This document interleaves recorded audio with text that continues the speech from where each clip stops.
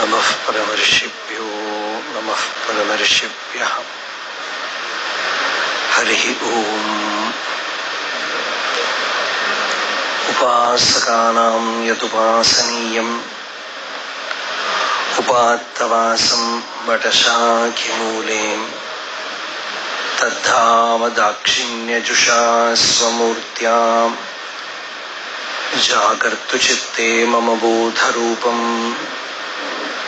അദ്രാക്ഷം അക്ഷീണദയാനിധാനം ആചാര്യമാദ്യം വടമൂലഭാഗേ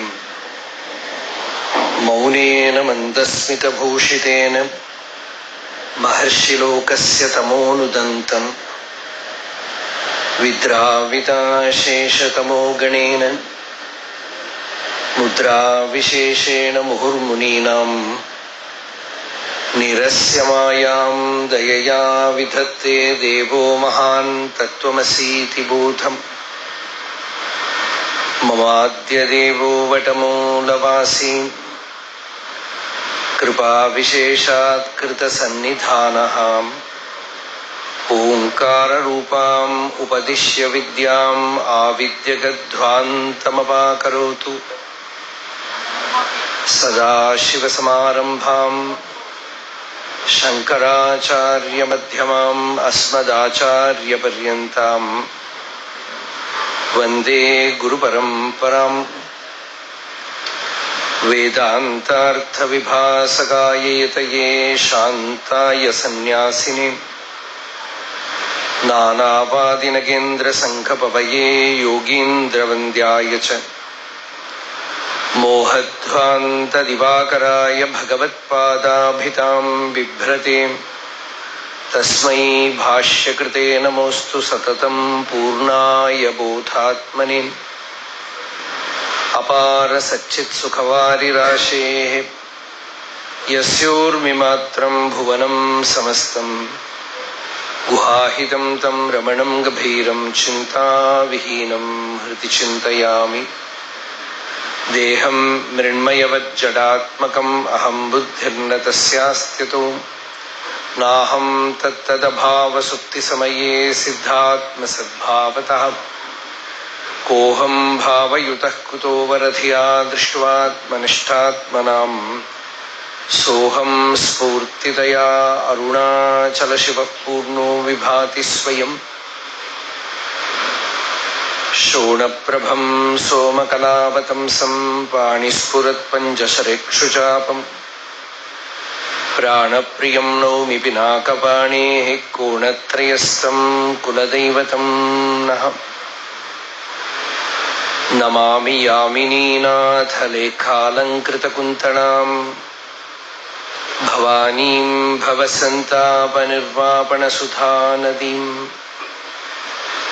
ചൂടോത്തം സിതചന്ദ്രചാരുകലികാ ചഞ്ചത്ശിഖാഭാസ്വരോ ലീലാദഗ്ധവിലോലകാമശലഭശ്രേയോ ദശാഗ്രേ സ്ഫുരൻ അന്തഃസ്ഫൂർജദ് അപാരമോഹതിമിരപ്രാഗ്ഭാരമുച്ചാരയൻ ചേതഃസദ്മനിയോഗിനാം വിജയത്തെ ജ്ഞാനപ്രദീപോ ഹരഃ. യോऽന്തഃ പ്രവിശ്യ മമ വാചമിമാം പ്രസുപ്താം സഞ്ജീവയത്യഖിലശക്തിധരസ്വധാംനാം അന്യാംശ ഹസ്തചരണശ്രവണത്വഗാദീൻ പ്രാണാൻ നമോ ഭഗവതേ പുരുഷായ തുഭ്യം.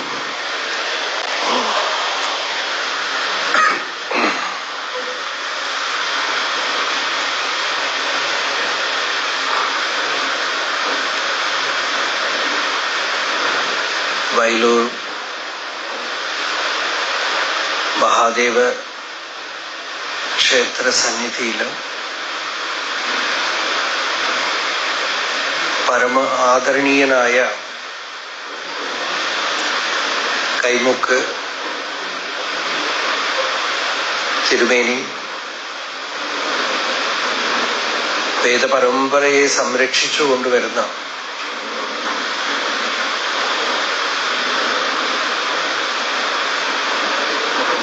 പരമസാത്വികനായ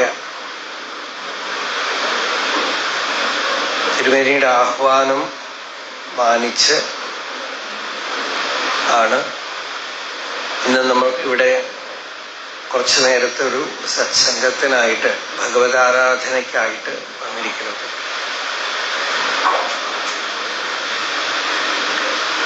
ഇവിടെ ഭഗവാന്റെ ദർശനത്തിന് വന്നപ്പോൾ തന്നെ മുമ്പ് തന്നെ പറഞ്ഞു, രാവിലെ ദക്ഷിണാമൂർത്തി സ്വരൂപമാണ്. പ്രഭാതകാലത്ത് ദക്ഷിണാമൂർത്തിയായിട്ടും മധ്യാഹ്ന സമയത്ത് കിരാതമൂർത്തിയായിട്ടും സായങ്കാലത്തില് ഉമാമഹേശ്വര സ്വരൂപമായിട്ടുമാണ് ഭഗവാന്റെ സാന്നിധ്യം.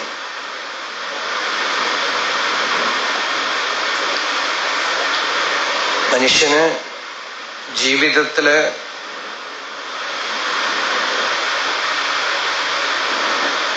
സൗഖ്യം വേണം,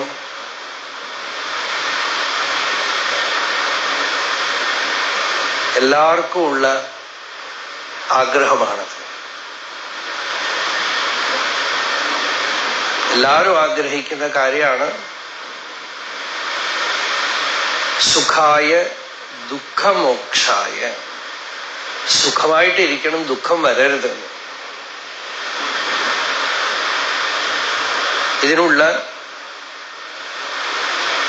സ്വാഭാവികമായ പ്രവൃത്തിയാണ് നമ്മളൊക്കെ ചെയ്യുന്നത്.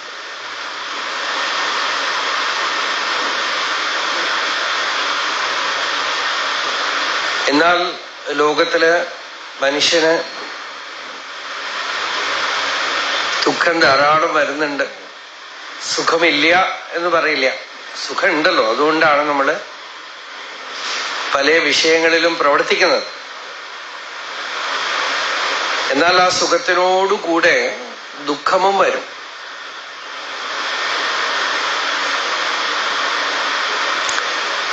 സുഖായ കർമാണി കരോതി ലോകഃ നതൈഹി സുഖം വാ അന്യദുപാരമം വാ വിന്ദേത ഭൂയഃ തതയേവ ദുഃഖം യതത്ര യുക്തം ഭഗവാൻ വദേന്നഃ എന്ന് ഭാഗവതത്തില് മൈത്രേയ മഹർഷിയുടെ അടുത്ത് വിദുരൻ ചോദിക്കുന്നുണ്ട്.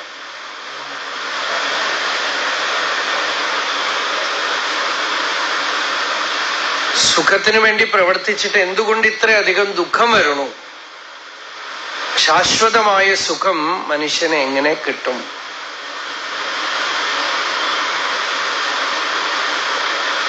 ഈ ഒരു ആരായൽ അന്വേഷണമാണ് മനുഷ്യനെ അധ്യാത്മ ജീവിതത്തിലേക്ക് കൊണ്ടുവരുന്നത്. ഇതിന് മനുഷ്യൻ, എല്ലാ ലോകത്തിലുള്ള എല്ലാ മനുഷ്യർക്കും ഇതൊക്കെ സമാനാണ്. വൈദികം എന്ന് പറയുമ്പോ, കർമ്മകാണ്ഡ വേദഭാഗം എന്ന് പറയുമ്പോൾ ചില നിയമങ്ങൾ ചില ആളുകൾക്ക് ഉണ്ട്. പക്ഷെ സൗഖ്യമായിട്ടിരിക്കണം, ദുഃഖം വരരുത്, എല്ലാവർക്കും സമാനം.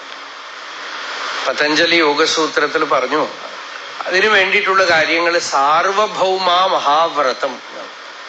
ഭൂമിയിൽ എല്ലാവർക്കും ഒരേപോലെ ഉള്ളതാണ്. എല്ലാവർക്കും കോപം ഒരേപോലെയാണ്, കാമം ഒരേപോലെയാണ്, അസൂയ ഒരേപോലെയാണ്, ദുഃഖം ഒരേപോലെയാണ്. അതിന്ന് നിവൃത്തി വരുമ്പോൾ ഉള്ള സുഖവും ഒരേപോലെയാണ്. അപ്പൊ ലോകം മുഴുവൻ ഇതാണ് അന്വേഷിക്കുന്നത്. അതുകൊണ്ടാണ് വേദം തന്നെ കുറച്ചുപേര് സൗഖ്യമായിട്ടിരിക്കട്ടെ എന്ന് പ്രാർത്ഥിച്ചില്ല.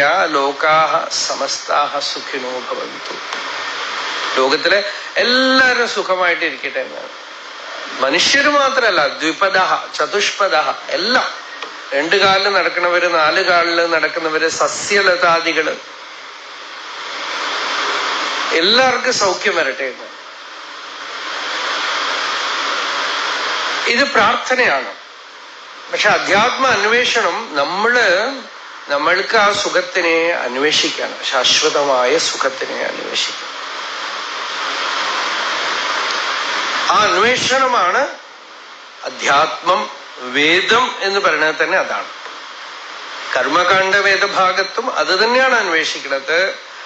പക്ഷെ അവസാനം മനസ്സിലാവും, ലോകത്തിലുള്ള പല കാര്യങ്ങൾ, പരലോകത്തിലുള്ള പല കാര്യങ്ങളൊക്കെ അതുകൊണ്ട് സാധിച്ചു കഴിഞ്ഞിട്ട് ഇത് മാത്രം പോരാ, ഇതിലും കൂടുതലായി ശാശ്വതമായ സൗഖ്യമൊന്നുണ്ട്, അത് വേണം തോന്നുമ്പോഴാണ് നമ്മൾ ഈ അധ്യാത്മത്തിലേക്ക് നമ്മൾ വേദാന്തം എന്ന് പറയണു, ജ്ഞാനം എന്ന് പറയണു, അതിലേക്ക് തിരിച്ച് മനുഷ്യൻ അന്വേഷിച്ചു തുടങ്ങുന്നത്. പരീക്ഷ്യ ലോകാൻ കർമ്മചിതാൻ ബ്രാഹ്മണോ നിർവേദമായാത് നാസ്തി അകൃതകൃതേന തദ്വിജ്ഞാനാർത്ഥം സ ഗുരുമേവാഭിഗച്ഛേത് സമിത്പാണി ശ്രോത്രിയം ബ്രഹ്മനിഷ്ഠം. നല്ലവണ്ണം പരീക്ഷണം ചെയ്ത് നോക്കിയതാണ്. ലോകത്തിൽ കിട്ടാവുന്നതൊക്കെ പരീക്ഷണം ചെയ്ത് നോക്കി, എക്സ്പ്ലോർ ചെയ്യാണ്. ഇന്ന് ലോകത്തില് എവിടേക്കോ പോയി സുഖം അന്വേഷിക്കുന്നുണ്ട്, പുതിയ പുതിയ വിധത്തിൽ സുഖം അന്വേഷിക്കണം. അവസാനം വിവേകമുള്ള ആൾക്ക് നിർവേദം, വൈരാഗ്യം വന്നു, ഇതിലൊന്നും കിട്ടില്ല.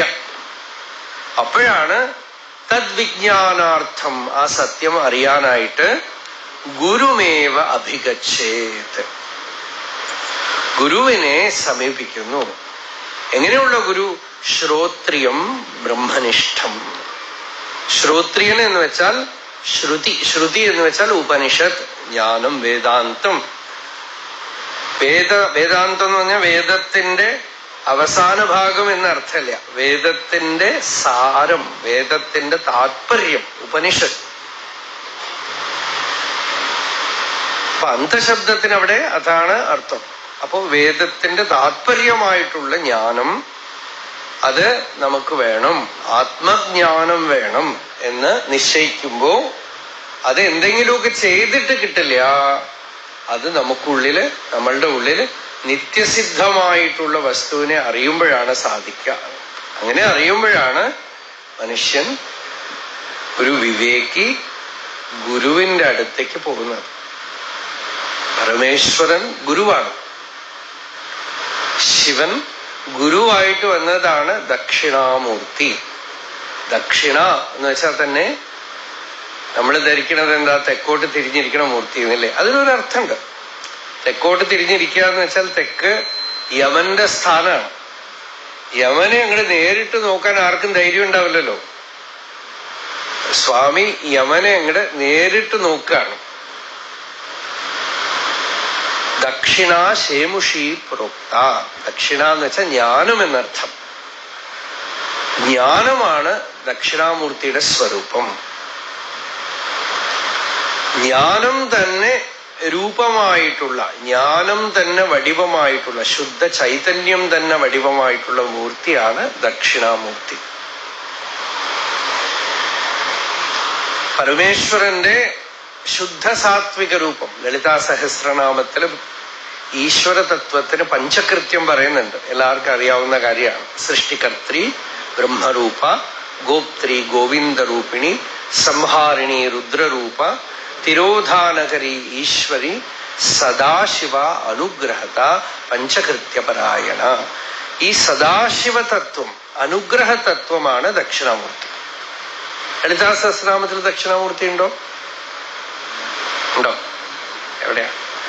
ദക്ഷിണാമൂർത്തി രൂപിണി എന്ന് ശ്രീവിദ്യയിലും ദക്ഷിണാമൂർത്തിക്കാണ് ഉയർന്ന സ്ഥാനം. അവിടെ ദക്ഷിണാമൂർത്തി തത്വമാണ്. അവിടെ മൗനമാണ്. എന്താന്ന് വെച്ചാൽ ഒന്നും ഇപ്പൊ നമ്മൾ പറയണമല്ലോ, പറഞ്ഞാലും മലയാളം അറിഞ്ഞാലേ മനസ്സിലാവുള്ളൂ. മലയാളം അറിയാത്തവർക്ക് മനസ്സിലാവില്ല. ഇപ്പൊ ഞാൻ തമിഴില് പറഞ്ഞാൽ തമിഴ് അറിയുന്നവർക്കേ മനസ്സിലാവുള്ളൂ. ഇപ്പോ അവര് സംസ്കൃതത്തിൽ പറഞ്ഞു അല്ലേ? ഇപ്പൊ എത്ര പേർക്ക് മനസ്സിലായിട്ടുണ്ടാവും? സംസ്കൃതം അറിയുന്നവർക്കേ മനസ്സിലാവുള്ളൂ അല്ലേ? ഇപ്പൊ ഇംഗ്ലീഷിൽ പറഞ്ഞാൽ ഇംഗ്ലീഷ് അറിയണവർക്കേ മനസ്സിലാവുള്ളൂ. പക്ഷെ മൗനം ഒരു വിധത്തിൽ പറഞ്ഞാൽ എല്ലാവർക്കും മനസ്സിലാവും. മൗനം മനസ്സിലാവാൻ യോഗ്യതയുള്ള ആളാണെങ്കിൽ ഭാഷയൊന്നും വേണ്ട. മൗനം മനസ്സിലാവാൻ യോഗ്യതയുള്ള ജീവന് പശുവും പക്ഷിയും, പശുർവേത്തി ശിശുർവേത്തി എന്ന് പറയും. പശുവിനും അറിയും ശിശുവിനും അറിയും എന്നാണ്. ചെറിയ ചെറിയ കുട്ടികൾക്ക് മനസ്സിലാവാൻ പറ്റും, മൃഗങ്ങൾക്ക് മനസ്സിലാവും. ദക്ഷിണാമൂർത്തിയുടെ സന്നിധി, സാന്നിധ്യം, അതാണ് മൗനം. ആ മൗനം അസത്യമാണ്. വേദാന്തത്തില് ജ്ഞാനം നേടിയ ജീവൻ മുക്തൻ സംസാരിക്കും, ഉപദേശിക്കും. ശിഷ്യൻ ചൊല്ലുമ്പോ ഉപദേശിച്ചു കൊടുക്കും. പക്ഷെ ആ ഉപദേശത്തിനേക്കാളും പ്രബലമായിട്ടുള്ളത് ആ ജീവൻ മുക്തന്റെ അനുഭൂതിയാണ്. ആ അനുഭൂതി എങ്ങനെയാ അറിയണത്? മൗനമാണ്. മൗനം എന്ന് വെച്ചാൽ മിണ്ടാതിരിക്കണ, വാങ്നിരോധമല്ല. വാങ്നിരോധം ഒരു സാധനം മാത്രമാണ്. ഇത് മൗനം എന്നുള്ളത് നമ്മൾ എങ്ങനെയോ മൗനം എന്ന് പറഞ്ഞാൽ മിണ്ടാതിരിക്കുക എന്ന് അർത്ഥം വെച്ചു. മുനിയുടെ ഭാവമാണ് മൗനം. മുനേഹേ ഭാവ, മുനിയുടെ ഭാവമാണ് മൗനം. അതായത് മുനിയുടെ അനുഭൂതിയാണ് മൗനം. പാണ്ഡിത്യം നിർവിദ്യ ബാല്യേന തിഷ്ഠാസേത്, ബാല്യം ച നിർവിദ്യ മൗനം ഗച്ഛേത്. ശ്രുതിവാക്യമാണ്. ബൃഹദാരണ്യക ഉപനിഷത്തില് നല്ലവണ്ണം വേദാന്ത ശ്രവണം ചെയ്തു. ആ ജ്ഞാനം നല്ലവണ്ണം ഉള്ളിൽ വന്ന ആള് കൊച്ചുകുട്ടികളെ പോലെ ആയിരുന്നാണ്, ബാലനെ പോലെ. മറ്റൊരർത്ഥം ആ ജ്ഞാനത്തിന്റെ ബലമുള്ളവനാണ് ബാലൻ. പിന്നെയാണ് ഈ മൗനം വരണത് ഉള്ളിൽ, ആത്മാനുഭൂതി. അനുഭൂതിയുടെ രസമാണ് മൗനം. ആ മൗനം ഒരു വാക്കും ഉരിയാടാതെ തന്നെ, ഒന്നും പറയാതെ തന്നെ കേൾക്കുന്ന ആൾക്ക് ശാന്തി നൽകും. ദക്ഷിണാമൂർത്തിയുടെ മൗനം. ആരാ ശിഷ്യന്മാര്? ഒരു ചിത്രമുണ്ടല്ലോ, ചിത്രം വടതരോർ മൂലേ വൃദ്ധാഹ ശിഷ്യാഹ ഗുരുർയുവ ഗുരോസ്തു മൗനം വ്യാഖ്യാനം ശിഷ്യാസ്തു ഛിന്ന സംശയാഹ. സനകൻ, സനന്ദനൻ, സനാതനൻ, സനത്കുമാരൻ ഇവരൊക്കെ ബ്രഹ്മകുമാരന്മാരാണ്. ഇവര് ബ്രഹ്മവിദ്യ അന്വേഷിച്ച് ആദ്യം വിഷ്ണുവിന്റെ അടുത്ത് പോയി. അത്ര ഇങ്ങനെ ഒരു കഥയുണ്ട് പുരാണത്തിന്. വിഷ്ണുവിന്റെ അടുത്ത് പോയി. ഇവർ പരമവിരക്തരാണ്. വിരക്തർ വൈരാഗ്യം ഉണ്ടെന്ന് കണ്ടാൽ തന്നെ അവർക്ക് ഒരുപാട് സമ്പദ് സമൃദ്ധി കണ്ട ഇഷ്ടാവില്ല. പിന്നെ പുരുഷന്മാരും സ്ത്രീകളും ഒക്കെ ചേർന്നിരിക്കുന്നത് കണ്ടാൽ അവർക്ക് ഇഷ്ടാവില്ല.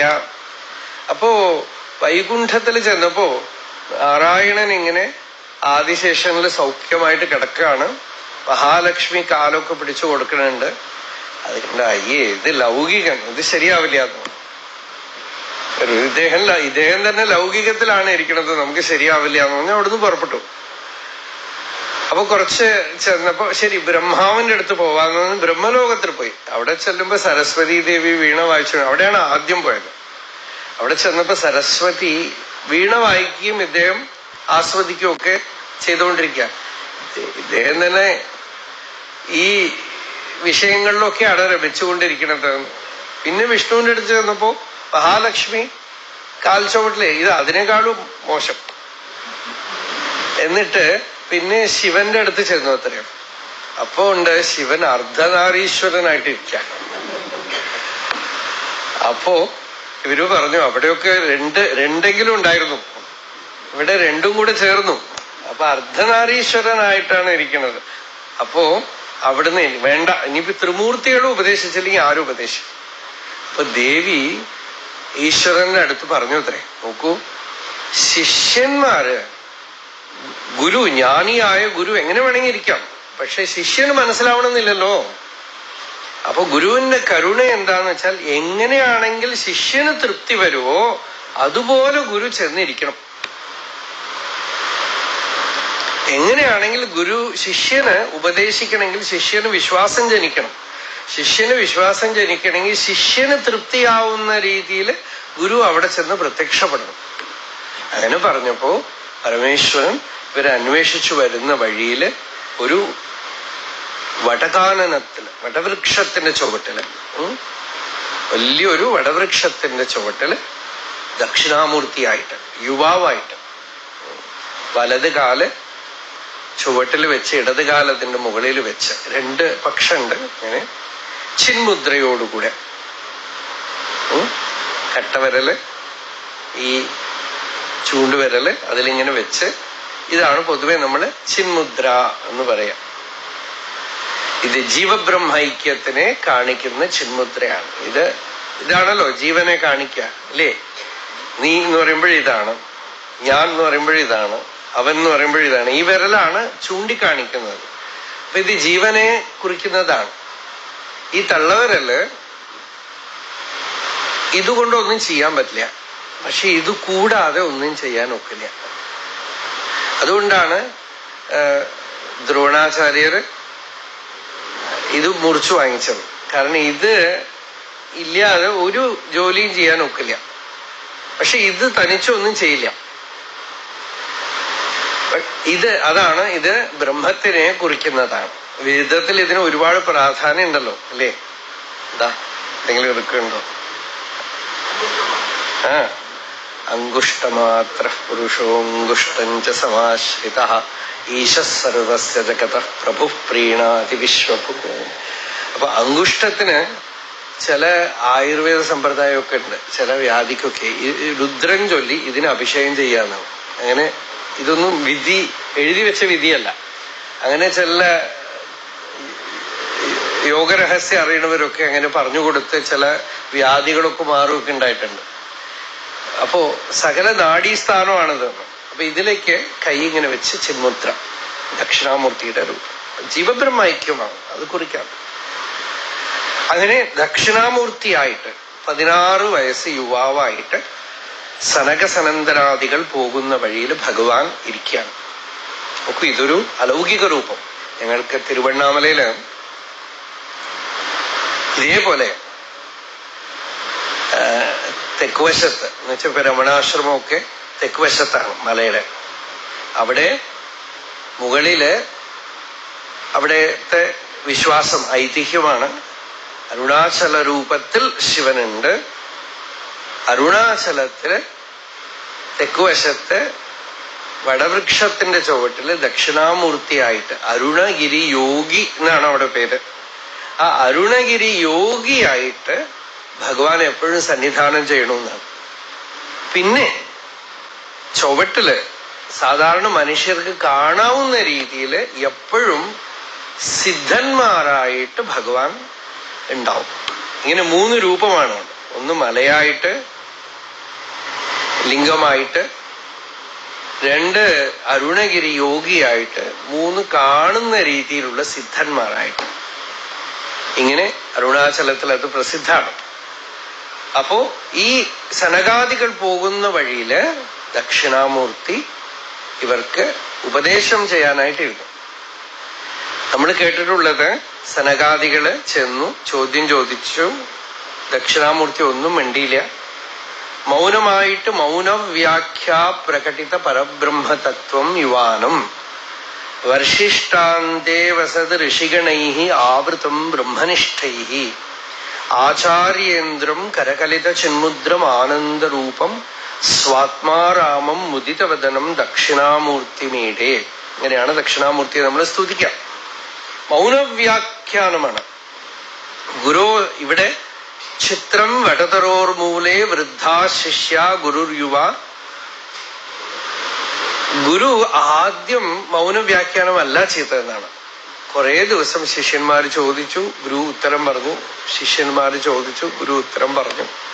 പാഠമൊക്കെ നടന്നു. ശിഷ്യന്മാരുടെ മനസ്സ് പതുക്കെ പതുക്കെ പതുക്കെ മൗനമായി നിശ്ചലമായി മഹർഷി ഒരിക്കൽ പറഞ്ഞു, ഒരു ഭക്തൻ ചോദിച്ചു, ഇങ്ങനൊരു കഥ കേട്ടിട്ടുണ്ടല്ലോ, എന്തൊക്കെ ഭഗവാൻ ഗീതയിൽ പറഞ്ഞു, അശാന്തസ്യ കുതസുഖം. ധാരാളം ധനമുണ്ട്, സമ്പദ് സമൃദ്ധികളൊക്കെ ഉണ്ട്, ശാന്തി ഇല്ലെങ്കിൽ എവിടെ സുഖം? മനസ്സിന് ശാന്തി ഇല്ലാന്ന് വെച്ചോളൂ, എന്ത് സുഖം? അപ്പൊ ശാന്തിയാണ്. നമുക്ക് ചിത്തം ശുദ്ധമാകുമ്പോ നല്ല വേനൽ ചൂടിൽ വെള്ളം കുടിക്കാൻ ദാഹിക്കണ പോലെ ശാന്തിക്ക് വേണ്ടി ദാഹിക്കും. നമുക്ക് ശാന്തി വേണം എന്ന് തോന്നും. ശരിക്കും അതാണ് മുമുക്ഷുത്വം, അല്ലെങ്കിൽ മോക്ഷം കിട്ടണം എന്നുള്ള ആഗ്രഹം എന്ന് പറയുന്നത്. അങ്ങനെയല്ല, ശാന്തി വേണം തോന്നും. ഉള്ളില് ശാന്തിക്കായിട്ടുള്ള ഒരു ദാഹമുള്ളിൽ വരും. അതുകൊണ്ടാണല്ലോ വേദം ഇത്രയധികം ശാന്തിയെ പ്രാർത്ഥിച്ചുകൊണ്ട് സൂക്തങ്ങൾ പറഞ്ഞിരിക്കുന്നത്. ശാന്തി വേണം. ഗീതയിലും ഭഗവാൻ എല്ലാ ഉപദേശവും കഴിഞ്ഞു പറഞ്ഞു, ഈശ്വരന് ശരണാഗതി ചെയ്യാം. ഈശ്വര സർവഭൂതാനാം ഹൃദ്ദേശേ അർജുന തിഷ്ഠതി ഭ്രാമയൻ സർവഭൂതാനി യന്ത്രാരൂഢാനി മായയാ തമേവ ശരണം ഗച്ഛ സർവഭാവേന ഭാരത തത് പ്രസാദാത് പരാം ശാന്തിം സ്ഥാനം പ്രാപ്സ്യസി ശാശ്വതം. ഭഗവാന്റെ അനുഗ്രഹം കൊണ്ട് പരാം ശാന്തി, നല്ല ശാന്തി ഉണ്ടാവും. ഇവിടെ ശങ്കരാചാര്യർ ഭാഷ്യത്തിൽ പറഞ്ഞു, നിർവാണാഖ്യാ ശാന്തി. നിർവാണം എന്ന് വെച്ചാൽ തന്നെ ശാന്തിയാണ്. ആത്മജ്ഞാനത്തിന്റെ ഫലം ശാന്തിയാണ്. ശരണാഗതിയുടെ ഫലം ശാന്തിയാണ്. ശിവം എന്ന് പറയുമ്പോ ഇപ്പൊ തമിഴ്നാട്ടിലാണ് ഈ ശൈവം ഒരുപാട് വളർന്നിട്ട്. അവിടെ ശിവനെന്നും ശിവമെന്നും പറയും.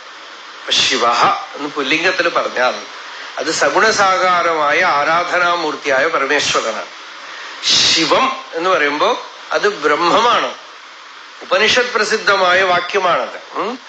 പ്രപഞ്ചോപശമം ശാന്തം ശിവം അദ്വൈതം എന്നൊക്കെ തുരീയ പദത്തിനെ ഉപനിഷത്ത് മാണ്ഡുക്യോപനിഷത്ത് പറയുമ്പോ പ്രപഞ്ചോപശമം ശാന്തം ശിവം അദ്വൈതം എന്നൊക്കെ പര്യായ പദങ്ങളായിട്ട് തന്നെ പറഞ്ഞു. അപ്പൊ ശിവം എന്ന് വെച്ചാൽ മംഗളം, ശാന്തി എന്നർത്ഥം. നിർവാണം ആർക്കാ വേണ്ടാത്തെന്ന് പറയും. ഇപ്പൊ വേറെ മതത്തിൽപ്പെട്ട ആളുകളാണെങ്കിൽ പോലും ഞങ്ങൾക്ക് ശാന്തി വേണ്ടെന്ന് പറയൂ. ഈ ശാന്തി, സത്യം, ഈ പദമൊക്കെ ഉപയോഗിച്ചാൽ ആർക്കും നിഷേധിക്കാൻ ഒക്കില്ല. ശിവൻ വിഷ്ണു എന്നൊക്കെ പറഞ്ഞാൽ ഞങ്ങളുടെ ദൈവമല്ല എന്ന് പറയും. സത്യം, ഭാഗവതമൊക്കെ സത്യം പരം ധീമഹി എന്ന് ആരംഭിച്ചു. വേദം ശ്രുതി സത്യമേവ ജയത്തെ നാനൃതം എന്ന് പറഞ്ഞു. അപ്പോ ഒരു മതത്തിലുള്ള ആൾക്കും ഞങ്ങളുടെ ദൈവം സത്യമല്ല എന്ന് പറയില്ല.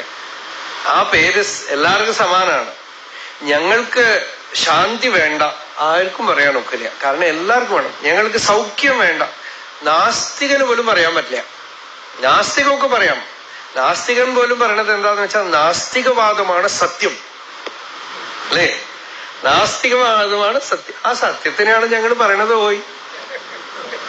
ആ സത്യത്തിനെയാണ് ഞങ്ങള് ബ്രഹ്മമെന്നും ആത്മാവെന്നും ഭഗവാൻ എന്നും ഒക്കെ പല പേര് പറഞ്ഞു വിളിക്കണു. ഞങ്ങൾ അത്രയേ ഉള്ളൂ. എന്ത് മാറാതിരിക്കുന്നു, എന്ത് ശാശ്വതമായ വസ്തു, അതിനെയാണ് ഞങ്ങൾ സത്യം എന്നുള്ളതിന് ബ്രഹ്മമെന്നും ആത്മാവെന്നും ഭഗവാൻ എന്നും പല പേര് പറഞ്ഞു വിളിക്കുന്നു. അതിന്റെ ഫലമാണ് ശാന്തി. ശാന്തി നാസ്തികൻ പലപ്പോഴും നാസ്തികവാദം ഉന്നയിക്കുന്നത് ശാന്തിക്ക് വേണ്ടിയിട്ടാണ്. കാരണം അവര് ഈശ്വരൻ വിശ്വസിച്ച സമാധാനമില്ല. അപ്പൊ നിഷേധിച്ചിട്ട് അപ്പൊ നല്ല സമാധാനം. അവരുടെ കൂട്ടത്തിൽ കൂടിക്കഴിഞ്ഞാൽ ഞങ്ങൾക്ക് സമാധാനമായി. അപ്പോ എല്ലാം വിപരീത രൂപത്തിലാണെങ്കിലും ശാന്തിയാണ് അന്വേഷിക്കുന്നത്. അപ്പോ ശാന്തി ആത്മാവിന്റെ സ്വരൂപമാണ്. ശാന്തി നമ്മുടെ വാസ്തവ സ്വരൂപമാണ്. അപ്പൊ ബുദ്ധമതം അവർക്ക് ഈശ്വരനില്ല, പക്ഷെ ബുദ്ധൻ അന്വേഷിച്ചത് ഈ ശാന്തിയാണ്. അദ്ദേഹം കണ്ടു രാജാവായിട്ടിരുന്നാലൊന്നും ശാന്തി കിട്ടില്ല എന്ന് മനസ്സിലായി അദ്ദേഹത്തിന്. രാജാവാണെങ്കിലും ജീവിതത്തിൽ ഇപ്പൊ നോക്കൂ, വലിയ വലിയ രാജാക്കന്മാർ നോക്കൂ. രാജാക്കന്മാരെന്ന് വെച്ചാൽ ഭരിക്കുന്ന ആളുകൾ. ഒരാൾക്ക് ശാന്തിയില്ല. അവിടെ ഇങ്ങനെ ഇപ്പൊ നമ്മുടെ കഥന പൊട്ടിയ പോലെ പൊട്ടിക്കൊണ്ടിരിക്കുക. ദുബായിൽ നിന്നൊക്കെ പല ആളുകളും വിളിക്കണു, ഫോൺ വിളിച്ചിട്ടേ പറയണുണ്ട്, സ്വാമി സമാധാനമില്ല, അതാ ഇപ്പൊ 4 സ്ഥലത്ത് പൊട്ടി, അവിടെ പൊട്ടി. ഇവിടെ പൊട്ടിയപ്പോ തന്നെ പല ആളുകളും എണീറ്റ് നിന്നു. എല്ലാവർക്കും ഒരു സംശയമുണ്ട്, എന്താ പൊട്ടണെന്നൊരു നിശ്ചയില്ല. ഞങ്ങള് ബാംഗ്ലൂരിൽ ഇരിക്കുമ്പോഴേ ഈ പഹൽഗാം പാകിസ്ഥാനില് ഈ കാശ്മീരിൽ പൊട്ടി, കുറെ പൊട്ടി. അപ്പൊ ഈ യുദ്ധം തുടങ്ങിയിരിക്കുക ആ സമയമാണ്. ഇപ്പൊ ബാംഗ്ലൂർ പ്രഭാഷണമാണ്. അപ്പൊ രാത്രി ആയപ്പോ പല സ്ഥലത്തും ഇങ്ങനെ പൊട്ടുന്നു, പടക്കങ്ങനെ പൊട്ടാണ്. അപ്പൊ ഞാൻ ആലോചിച്ചു, ജാനുവരി 1 പിന്നെ യുഗാദി അല്ല. അവർക്ക് യുഗാദി എന്ന് പറഞ്ഞാൽ നമ്മുടെ വിഷു എന്നുള്ള പോലെ അവർക്ക് വർഷാരംഭമാണ്, അതുമല്ല. അതുപോലെ വേറെ എന്തെങ്കിലുമൊക്കെ വിശേഷമുള്ള ദിവസമാണോ? ഒന്നുമല്ല. ദീപാവലി യാതൊന്നുമല്ല. അപ്പൊ ഞാൻ അടുത്ത് കിടക്കുന്ന ആളെ വിളിച്ചിട്ട് പറഞ്ഞു, അത് എല്ലാരെയും വിളിച്ചു പറഞ്ഞോളൂ, നമുക്ക് ഹരഹരോ ഹര, സൗഖ്യമായിട്ട് ഇത്രയും നല്ലൊരു സൗകര്യം കിട്ടില്ല. ഒക്കെ എല്ലാം നല്ല സൗഖ്യമായ ധ്യാനത്തോടുകൂടെ ശരീരം ഉപേക്ഷിക്കാം. എനിക്ക് തോന്നുന്നു പാകിസ്ഥാനോ മറ്റോ ബോംബോ മറ്റോ ഇടാണെന്ന് തോന്നുന്നു. അപ്പൊ അദ്ദേഹം പറഞ്ഞു, അങ്ങനെയല്ല, കർണാടക ബാംഗ്ലൂർ ക്രിക്കറ്റ് ജയിച്ചതാണ്. അത് ഊഹിക്കാൻ കഴിഞ്ഞില്ല. കാരണം പല സ്ഥലങ്ങളിൽ നിന്നുമാണ് പൊട്ടണതേ രാത്രി സമയത്ത്. അപ്പോ ഇതൊക്കെ നമ്മളുടെ മുമ്പിൽ കാണുമ്പോ ശാന്തിയില്ല.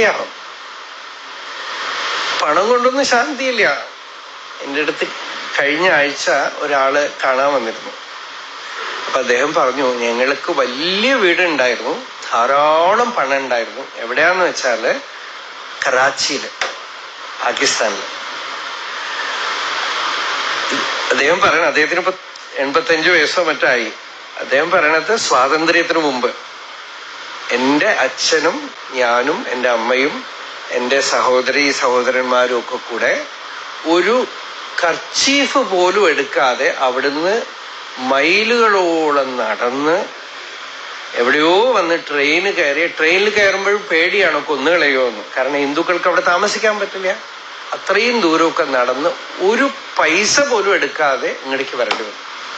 ഇപ്പൊ വലിയ പണക്കാരനാണ്, അതാണ് നിയതി. അപ്പോ ഒക്കെ ഇട്ടിട്ട് വന്ന ആൾക്ക് ഇവിടെ വന്ന് പിന്നെയും വന്നു. എവിടെയോ വന്ന് എന്തൊക്കെയോ ജോലി ചെയ്ത് അവര് പിന്നെയും ധനവാന്മാരായി. അപ്പോ എന്നിട്ട് സമാധാനം ഉണ്ടോ? ഇല്ല. ഒരു കേസിനാണ് വന്നിരിക്കുന്നത്, കോർട്ട് കേസിനാണ് വന്നിരിക്കുന്നത് അവര് ഇവിടെ. അപ്പോ ശാന്തി മനുഷ്യന് വേണ്ടത് അതാണ്. നമ്മുടെ അമ്പലത്തിലേക്ക് സ്വാമിയുടെ മുമ്പിലേക്കൊക്കെ വരുന്നതും ആ സന്നിധി നോക്കൂ. ആ സന്നിധിയിൽ വരുമ്പോ ശാന്തിയാണ്. പരമേശ്വരന്റെ സന്നിധിയിൽ വരുമ്പോ ശാന്തിയാണ്. ശിവം എന്ന് വെച്ചാൽ ശാന്തിയാണ്. ആ ശാന്തി ആണ് ദക്ഷിണാമൂർത്തിയുടെ മൗനം. ആ മൗനത്തിൽ ചെല്ലുമ്പോ ശാന്തമാവും. രമണ മഹർഷിയുടെ മുമ്പിൽ പലരും ഇത് പറഞ്ഞിട്ടുണ്ട്. പോൾ ബ്രിണ്ടൻ എന്ന് പറഞ്ഞ് വലിയൊരു ജേർണലിസ്റ്റ് മഹർഷിയുടെ അടുത്ത് ഒരുപാട് ചോദ്യങ്ങൾ ചോദിക്കണമെന്ന് പറഞ്ഞു വന്ന ആളാണ്. അയാള് പറഞ്ഞു, എന്റെ ചോദ്യമൊക്കെ സൂര്യന്റെ മുമ്പിൽ ഇരുട്ട് പോണ പോലെ പോയി. ഒന്നും ചോദിക്കാനില്ല, മനസ്സ് ശാന്തമാണ്, നിശ്ചലമാണ്. ഇനി എന്ത് ചോദിക്കും? അതാണ് മൗനവ്യാഖ്യാ പ്രകടിത പരബ്രഹ്മതത്വം. മൗനം വ്യാഖ്യാനം, ഒന്നും പറയാനില്ലാണ്. അവിടെ ദ്വൈതമൊക്കെ പോയി ഉള്ളില്. ഈ ശാന്തിയെ പ്രകാശിപ്പിക്കാനാണ് ശ്രീശങ്കര ഭഗവത്പാദര് ദക്ഷിണാമൂർത്തി തത്വം പ്രകാശിപ്പിച്ചുകൊണ്ട് ഒരു സ്തോത്രമാണ് പ്രസിദ്ധം, വിശ്വം ദർപ്പണ ദൃശ്യമാന നഗരി. പക്ഷെ ധാരാളം സ്ഥലം ദക്ഷിണാമൂർത്തിയുടെ പേരിൽ എഴുതിയിട്ടുണ്ട്. ഇപ്പോ ആരംഭത്തിലൊന്ന് ചൊല്ലി, ഉപാസകാനാം യദുപാസനീയം ഉപാത്തവാസം വടശാഖിമൂലേ തദ്ധാമ ദാക്ഷിണ്യജുഷാ സ്വമൂർത്യ ജാഗർത്തു ചിത്തേ മമ ബോധരൂപം. ആ ദക്ഷിണാമൂർത്തി ആരാണ്? ബോധരൂപ, ചൈതന്യരൂപനാണെന്ന്. ഉപാസിക്കേണ്ടവര്, പരമജ്ഞാനത്തിനെ ആഗ്രഹിക്കുന്നവർ ഉപാസിക്കേണ്ട മൂർത്തിയാണ്. ഉപാസകാനാം യത് ഉപാസനീയം. ഉപാത്തവാസം എവിടെയാ താമസിക്കുന്നത്? വടശാഖി മൂലേ, വടവൃക്ഷത്തിന്റെ ചോട്ടിലാണ്.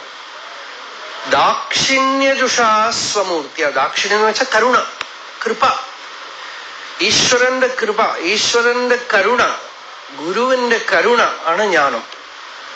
ജാഗർത്തു ചിത്തെ, എന്റെ ഉള്ളിൽ ഉണരട്ടെ എന്നാണ്. എങ്ങനെ ഉണരണം? ബോധരൂപം, ചൈതന്യരൂപമായിട്ട്, അനുഭൂതിയായിട്ട് എന്റെ ഉള്ളിൽ ഉണരട്ടെ. ആ അനുഭൂതിയാണ് ശങ്കര ഭഗവത്പാദര്. അത് നേടാൻ വേണ്ടിയിട്ടാണ് ശങ്കരൻ, കുട്ടി ശങ്കരൻ കാലടിയിൽ നിന്നും നടന്ന് 10,000 മൈൽ നടന്ന് മധ്യപ്രദേശ് വരെ പോയത്, ഓംകാരേശ്വരത്തിലേക്ക്. ഗുരുവിനെ അന്വേഷിച്ചു, ഗോവിന്ദ ഭഗവത്പാദരെ അന്വേഷിച്ചു പോയത്. അവിടെ ചെന്നപ്പോ ആ ഗുരു അനുഗ്രഹം, ശിഷ്യന്റെ പരിപക്വത, ജ്ഞാനുണ്ടായി. ആ ജ്ഞാനത്തിനെ അനേക കൃതികളിലൂടെ പ്രകാശിപ്പിച്ചു. ഭാരതം മുഴുവൻ യാത്ര ചെയ്തു. കേരളം മുതൽ കാശ്മീർ വരെ എല്ലാ സ്ഥലത്തും യാത്ര ചെയ്തു. അപ്പൊ പല കൃതികളും രചിച്ചു. അതില് ഏറ്റവും പ്രസിദ്ധമായ ഒരു സ്തോത്രകൃതിയാണ് ദക്ഷിണാമൂർത്തി സ്തോത്രം. അത് എല്ലാ ശ്ലോകവും ഇപ്പൊ പറയണില്ല. ഇവിടെ ഒരു സാന്ദർഭികമായിട്ട് സന്നിധിയിൽ വന്ന് അദ്ദേഹം പറഞ്ഞപ്പോഴതാണ് ഓർമ്മ വന്നത്.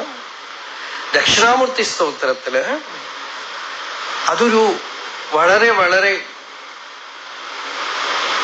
ആഴമേറിയ ഒരു കൃതിയാണ്. അത് സ്തോത്രമാണെങ്കിലും അതൊരു വേദാന്ത ഗ്രന്ഥമാണ്. അതുകൊണ്ട് തന്നെ അതിന് സുരേശ്വരാചാര്യർ വാർത്തികം എഴുതിയിട്ടുണ്ട്. വാർത്തികം എന്ന് വെച്ചാൽ അതിനൊരു വ്യാഖ്യാനം എഴുതിയിട്ടുണ്ടെന്ന് വെച്ചോളൂ. അതില് ഉള്ള ആശയം, ഒരു വിഷയം മാത്രമാണ് ഇപ്പൊ നമ്മൾ എടുക്കാൻ പോണത് ദക്ഷിണാമൂർത്തി സ്തോത്രത്തിൽ. ശിവനെയാണ് പറയണത് എന്ന് നമ്മൾ ധരിക്കും. ശിവനെ അല്ല പറയണത്, നമ്മളെയാണ് പറയണത്. വിശ്വം ദർപ്പണ ദൃശ്യമാന നഗരീ തുല്യം നിജാന്തർഗതം പശ്യൻ ആത്മനിമായയാ ബഹിരിവോദ്ഭൂതം യഥാ നിദ്രയാം യത് സാക്ഷാത് കുരുതേ പ്രബോധ സമയേ സ്വാത്മാനമേവാദ്വയം തസ്മൈ ശ്രീ ഗുരുമൂർത്തയേ നമൈതം ശ്രീ ദക്ഷിണാമൂർത്തയേ.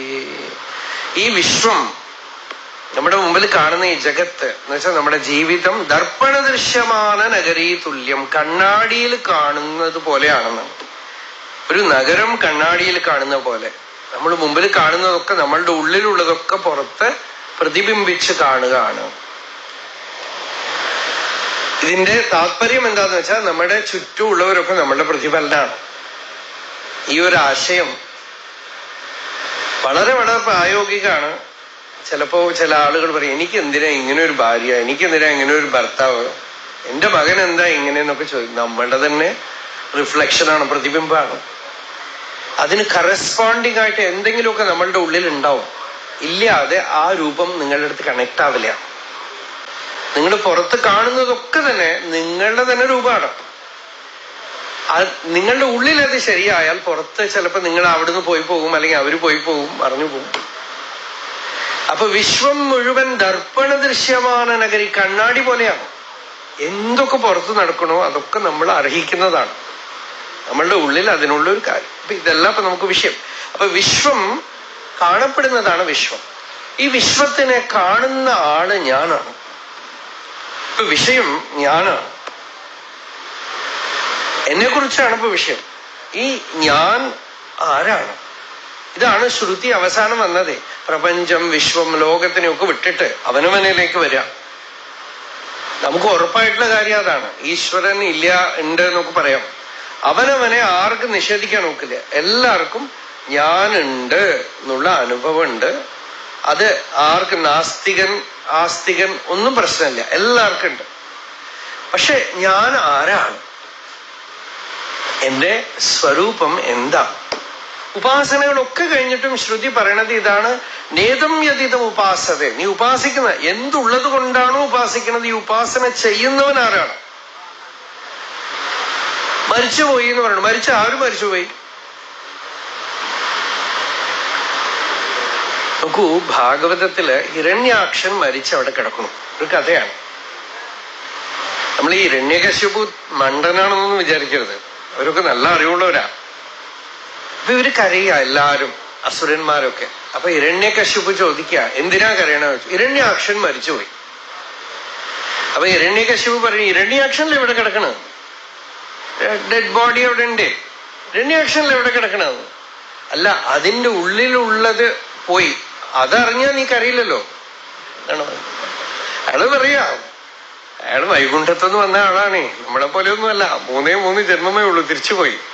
അയാള് പറയാ, അതിന്റെ ഉള്ളിലുള്ളതിനെ നീ വിശ്വസിച്ചാൽ കരയില്ലല്ലോ. നീ ഇപ്പൊ ശരീരമാണെങ്കിൽ ഇത് ഇവിടെ കിടക്കണ്ട. അപ്പൊ ഈ ശരീരത്തിനകത്തുള്ളത് ആണെങ്കിൽ അതൊന്ന് അറിഞ്ഞൂടെ എന്നാണ്. എന്താണ് അതിനകത്തുള്ളത്? മരിച്ചു കഴിഞ്ഞാൽ പോയി.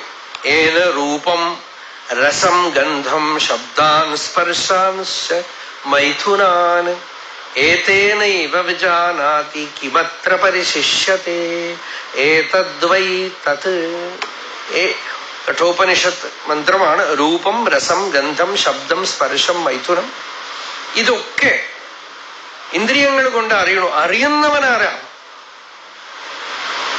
ആ ആള് പോയപ്പോഴാണ് ശരീരത്തില് കണ്ണ്, ചെവിയൊക്കെ ഉണ്ട്. ആ കണ്ണൊക്കെ എടുത്ത് വേറെ ആൾക്ക് കൊടുക്കണു. ഇപ്പൊ മെഡിക്കൽ സയൻസ് മരിച്ച് കുറച്ചു നേരത്തിനുള്ളില് സമ്മതിച്ചാൽ ആ കണ്ണെടുത്ത് വേറെ ആൾക്ക് കൊടുക്കും. എന്താന്ന് വെച്ചാൽ കണ്ണടയൊക്കെ ഒരേ കണ്ണട 2-3 ആൾ വെക്കില്ലേ, അതുപോലെ. അപ്പൊ ഈ കണ്ണല്ല, ഇതിനകത്തിരുന്ന് കണ്ണിനു കണ്ണ്, മനമാകുന്ന കണ്ണ്, അതിനു കണ്ണായിരുന്ന പൊരുൾ താനെന്നുറയ്ക്കുമളവ് ആനന്ദമെന്തു ഹരിനാരായണായ നമഃ. ഇത്തിരി ഒന്ന് ശ്രദ്ധിച്ചാൽ ഈ വിദ്യ പിടികിട്ടും, ഈ അറിവ് മനസ്സിലാവും. നമ്മളിൽ അത് മനസ്സിലായാൽ നമ്മളെല്ലാരിലും അത് കാണും. നായിലും പൂച്ചയിലും ഒരു ചെറിയ ഉറുമ്പ് പോലും നിങ്ങൾ ഫോക്കസ് ചെയ്ത് നോക്കിയാൽ കാണാം, അതും അതേ ചേതനാവത്താണ്. യാ തിര്യം നരദേവതാഭിരഹമിത്യന്ത സ്ഫുടാഗൃഹ്യത്തെ. പക്ഷി മൃഗാദികളിലൊക്കെ തന്നെ ഞാൻ ഞാൻ ഞാൻ ഞാൻ എന്നുള്ള ഒരു അനുഭവം ഉണ്ട്. ആശ്ചര്യപ്പെടേണ്ടത് അല്ലേ? അതാണ് ശിവൻ, അതാണ് ശിവൻ. ശൈവസിദ്ധാന്തത്തില് ശ്രീകണ്ഠ ഭാഷ്യം എന്നൊന്നുണ്ട് ബ്രഹ്മസൂത്രത്തിന്. അതിന്റെ ധ്യാന ശ്ലോകം ആരംഭത്തില് ശിവനെ നമസ്കരിക്കുന്നത് നമോ അഹം പദാർത്ഥായ എന്നാണ്. ഞാൻ എന്ന ചൊല്ലിന് പൊരുൾ. നമ്മളൊക്കെ ഞാൻ എന്ന് പറയുമ്പോ അതിന് പൊരുൾ എന്താണ്? ഞാൻ ഇന്നവനാണ്, പുരുഷനാണ്, സ്ത്രീയാണ്, ബ്രാഹ്മണനാണ്, ക്ഷത്രിയനാണ്, ശൂദ്രനാണ്, എന്തെങ്കിലുമൊക്കെയാണ് ഞാൻ അർത്ഥം ധരിക്കുന്നത്. ഇതൊന്നുമല്ല. എന്താണ് ഈ ഞാൻ എന്ന ചൊല്ലിന് പൊരുൾ? ഈ ഞാൻ എന്ന് പറയണതിന്റെ വാസ്തവമായ മർമ്മം എന്താണ്? എല്ലാവർക്കും ഞാൻ എന്നുള്ള അനുഭവമുണ്ട്. ആ അനുഭവം ശരീരമല്ല. അതും ഇന്ന് മെഡിക്കൽ സയൻസ് കൂടുതൽ കൂടുതൽ കാണിച്ചു തന്നുകൊണ്ടിരിക്കുകയാണ്. ലിവർ മാറ്റിവെക്കണു, കിഡ്നി മാറ്റിവെക്കണു, ഹാർട്ട് മാറ്റിവെക്കണു, ബ്രെയിൻ മാറ്റിവെക്കണു. ഞാൻ മാറിയില്ല. ഇനി കൂട് വിട്ട് കൂട് മാറിയിട്ടില്ല, അത്രയേ ഉള്ളൂ. വേറെ ശരീരം എടുത്തു തന്നിട്ടില്ല, അതും സാധിക്കും. ഓരോന്നായി മാറ്റി, എല്ലാം കൂടെ മാറ്റിക്കഴിഞ്ഞാൽ പിന്നെ വേറെ ബോഡിയല്ലേ. ഓരോരുത്തരിപ്പോ റോബോട്ടായിട്ടാണ് നടക്കുന്നത്. പേസ് മേക്കർ, ഇതൊക്കെ സിന്തറ്റിക് സാധനങ്ങളാണ് ശരീരത്തില്. എന്നിട്ടും അവർക്ക് അറിയണില്ല. അപ്പോ ഈ ഞാൻ എന്നുള്ള അനുഭവം നമ്മളുടെ ഉള്ളിൽ പ്രകാശിക്കുന്നുണ്ട്. ബാല്യാദിഷ്വപി, നോക്കൂ, ഈ ഒരു ശ്ലോകം മാത്രമേ ഞാൻ ദക്ഷിണാമൂർത്തി സ്തോത്രത്തിൽ നിന്ന് എടുക്കുള്ളൂ. ബാല്യാദിഷ്വപി ജാഗ്രതാദിഷു തഥാ സർവാസു അവസ്ഥാസ്വപി വ്യാവൃത്താസു അനുവർത്തമാനം അഹമിത്യന്തസ്ഫുരന്തം സദാ സ്വാത്മാനം പ്രകടീകരോതി ഭജതാം യോ മുദ്രയാ ഭദ്രയാ തസ്മൈ ശ്രീ ഗുരുമൂർത്തയേ നമൈദം ശ്രീ ദക്ഷിണാമൂർത്തയേ. ബാല്യാദിഷു എന്നുവെച്ചാൽ ബാല്യം, കൗമാരം, യൗവനം, വാർദ്ധക്യം, ഈ അവസ്ഥകളൊക്കെ ശരീരത്തിൽ മാറി മാറി മാറി വന്നിട്ടാണ് നമ്മളൊക്കെ ഓടിയിരിക്കുന്നത്. പലരും വാർദ്ധക്യം വരെ എത്തിക്കഴിഞ്ഞു. ബാല്യത്തിൽ നല്ല ഉത്സാഹമായി എനർജറ്റിക് ആയിട്ടിരുന്നു, പിന്നെ കൗമാരമായി, പിന്നെ യൗവനമായി. ഒരു ഫോട്ടോവോ അല്ലെങ്കിൽ വീഡിയോവോ ഒക്കെ എടുത്ത് വെച്ച് നമ്മളുടെ കുട്ടിക്കാലം തന്നെ നമുക്ക് കണ്ടുകൊണ്ടിരിക്കാം, നമുക്ക് തന്നെ കണ്ടുകൊണ്ടിരിക്കാം. ഈയിടെ ഒരു നമുക്ക് അറിയുന്ന ഒരാള്, നമുക്കറിയുന്ന ഒരു യുവാവിന്റെ അടുത്ത് ഒരു പടം കാണിച്ചു, ഒരു ഫോട്ടോ, ഒരു ഗ്രൂപ്പ് ഫോട്ടോയില് ഒരു ഫോട്ടോ ആണ്. 3 വയസ്സായ ഒരു കുട്ടി. അതിന്റെ പടം കാണിച്ചിട്ട് ഇതാരാണെന്ന് അറിയുമോ എന്ന് ചോദിച്ചു. അയാൾ ഒരുപാട് ആലോചിച്ചു. ഇയാളാണോ, അയാളാണോ, അയാളാണോ, പലതും ചോദിച്ചു. അല്ല. അവസാനം മനസ്സിലായില്ല, നീ തന്നെ. പിടികിട്ടില്ല. അയാളുടെ പടമാണ്. അയാൾക്കിപ്പോ 35-36 വയസ്സായി. ഈ ഫോട്ടോയില് അയാൾക്ക് 1 വയസ്സ് തികഞ്ഞിട്ടില്ല. ആരോ കയ്യിൽ വെച്ചോണ്ടിരിക്കുകയാണ്. എങ്ങനെ കണ്ടുപിടിക്കും? അപ്പൊ നമ്മളുടെ തന്നെ ശരീരത്തിന്റെ രൂപം നമുക്ക് തന്നെ പിന്നെ കണ്ടുപിടിക്കാൻ പറ്റില്ല. ശരീരം അത്ര കണ്ടു മാറി, മനസ്സ് മാറിക്കൊണ്ടേയിരിക്കുന്നു. പക്ഷേ അറിഞ്ഞു നമ്മള് മാറണില്ല, നമ്മൾ അതേ ആളാണ്. ഞാൻ എന്നുള്ള അനുഭവം മാറാതെ വ്യാവൃത്താസു അനുവർത്തമാനം അഹം അഹമിതി അന്തസ്ഫുരന്തം സദാ. എല്ലാവർക്കും അവനവന്റെ ഉള്ളില് ഞാൻ എന്ന അനുഭവം മാറാതെ നിൽക്കുന്നുണ്ട്. ഇത് യുക്തി, ഇതാണ് ധ്യാനം. ധ്യാനിക്കുമ്പോ ഇതാണ് ആദ്യത്തെ പടി. ധ്യാനിക്കാനിരിക്കുമ്പോ ഇതാണ്. എല്ലാം മാറുമ്പോഴും എന്റെ ഉള്ളിൽ മാറാതെ ഇരിക്കുന്ന ഒരു വസ്തുവുണ്ട്. അതാണ് അഹംപദ അർത്ഥം. ഞാൻ എന്ന ചൊല്ലിന് പൊരുള് ഉള്ളിൽ വിളങ്ങിക്കൊണ്ടിരിക്കുന്നു. ഒരു ഇരുട്ട് മുറിയിലിരുന്നാലും ഞാനുണ്ട്, അഹമസ്മി എന്ന അനുഭവമുണ്ട്. വേദം ഇതിനെയാണ് ആർദ്രഞ്ജ്വലതി ജ്യോതിരഹമസ്മി, ജ്യോതിജ്വലതി ബ്രഹ്മാഹമസ്മി എന്നൊക്കെ പറയണം. അഹമസ്മി അഹമസ്മി എന്ന് ആർദ്രം ജ്വലതി, ഹൃദയത്തില് ഒരു ജ്യോതി ജ്വലിക്കുന്നു ഞാൻ എന്നുള്ള അനുഭവ രൂപത്തില്. ആ അനുഭവം ശരീരമല്ല. എന്താന്ന് വെച്ചാൽ ശരീരത്തിൽ ഓരോ പാർട്ടും എടുത്തെടുത്ത് മാറ്റിയാലും, അംഗം എടുത്ത് മാറ്റിയാലും ഈ ഞാൻ എന്ന അനുഭവം അതിനൊന്നുമില്ല. ഇതിന്നൊക്കെ വ്യതിരിക്തമായി ഒന്ന് പ്രകാശിക്കുന്നു. അതെന്താണ് എന്ന് അറിയുന്നതാണ് വേദാന്തം. എല്ലാ അനുഭവത്തിനു പുറകിലും ഇതുണ്ട്. നോക്കൂ, കർമ്മകാണ്ഡ വേദഭാഗത്തിനും ഇതാവശ്യമാണ്. എന്നാലല്ലേ ഈ ശരീരത്തിൽ നിന്ന് അന്യമായി ഈ ജീവൻ മറ്റു ലോകങ്ങളിലേക്ക് യാത്ര ചെയ്യുമെന്നൊക്കെ പറയണമെങ്കിൽ തന്നെ ഈ അറിവ് വേണം. പക്ഷെ വേദാന്തം അതോടുകൂടെ നിൽക്കുന്നില്ല.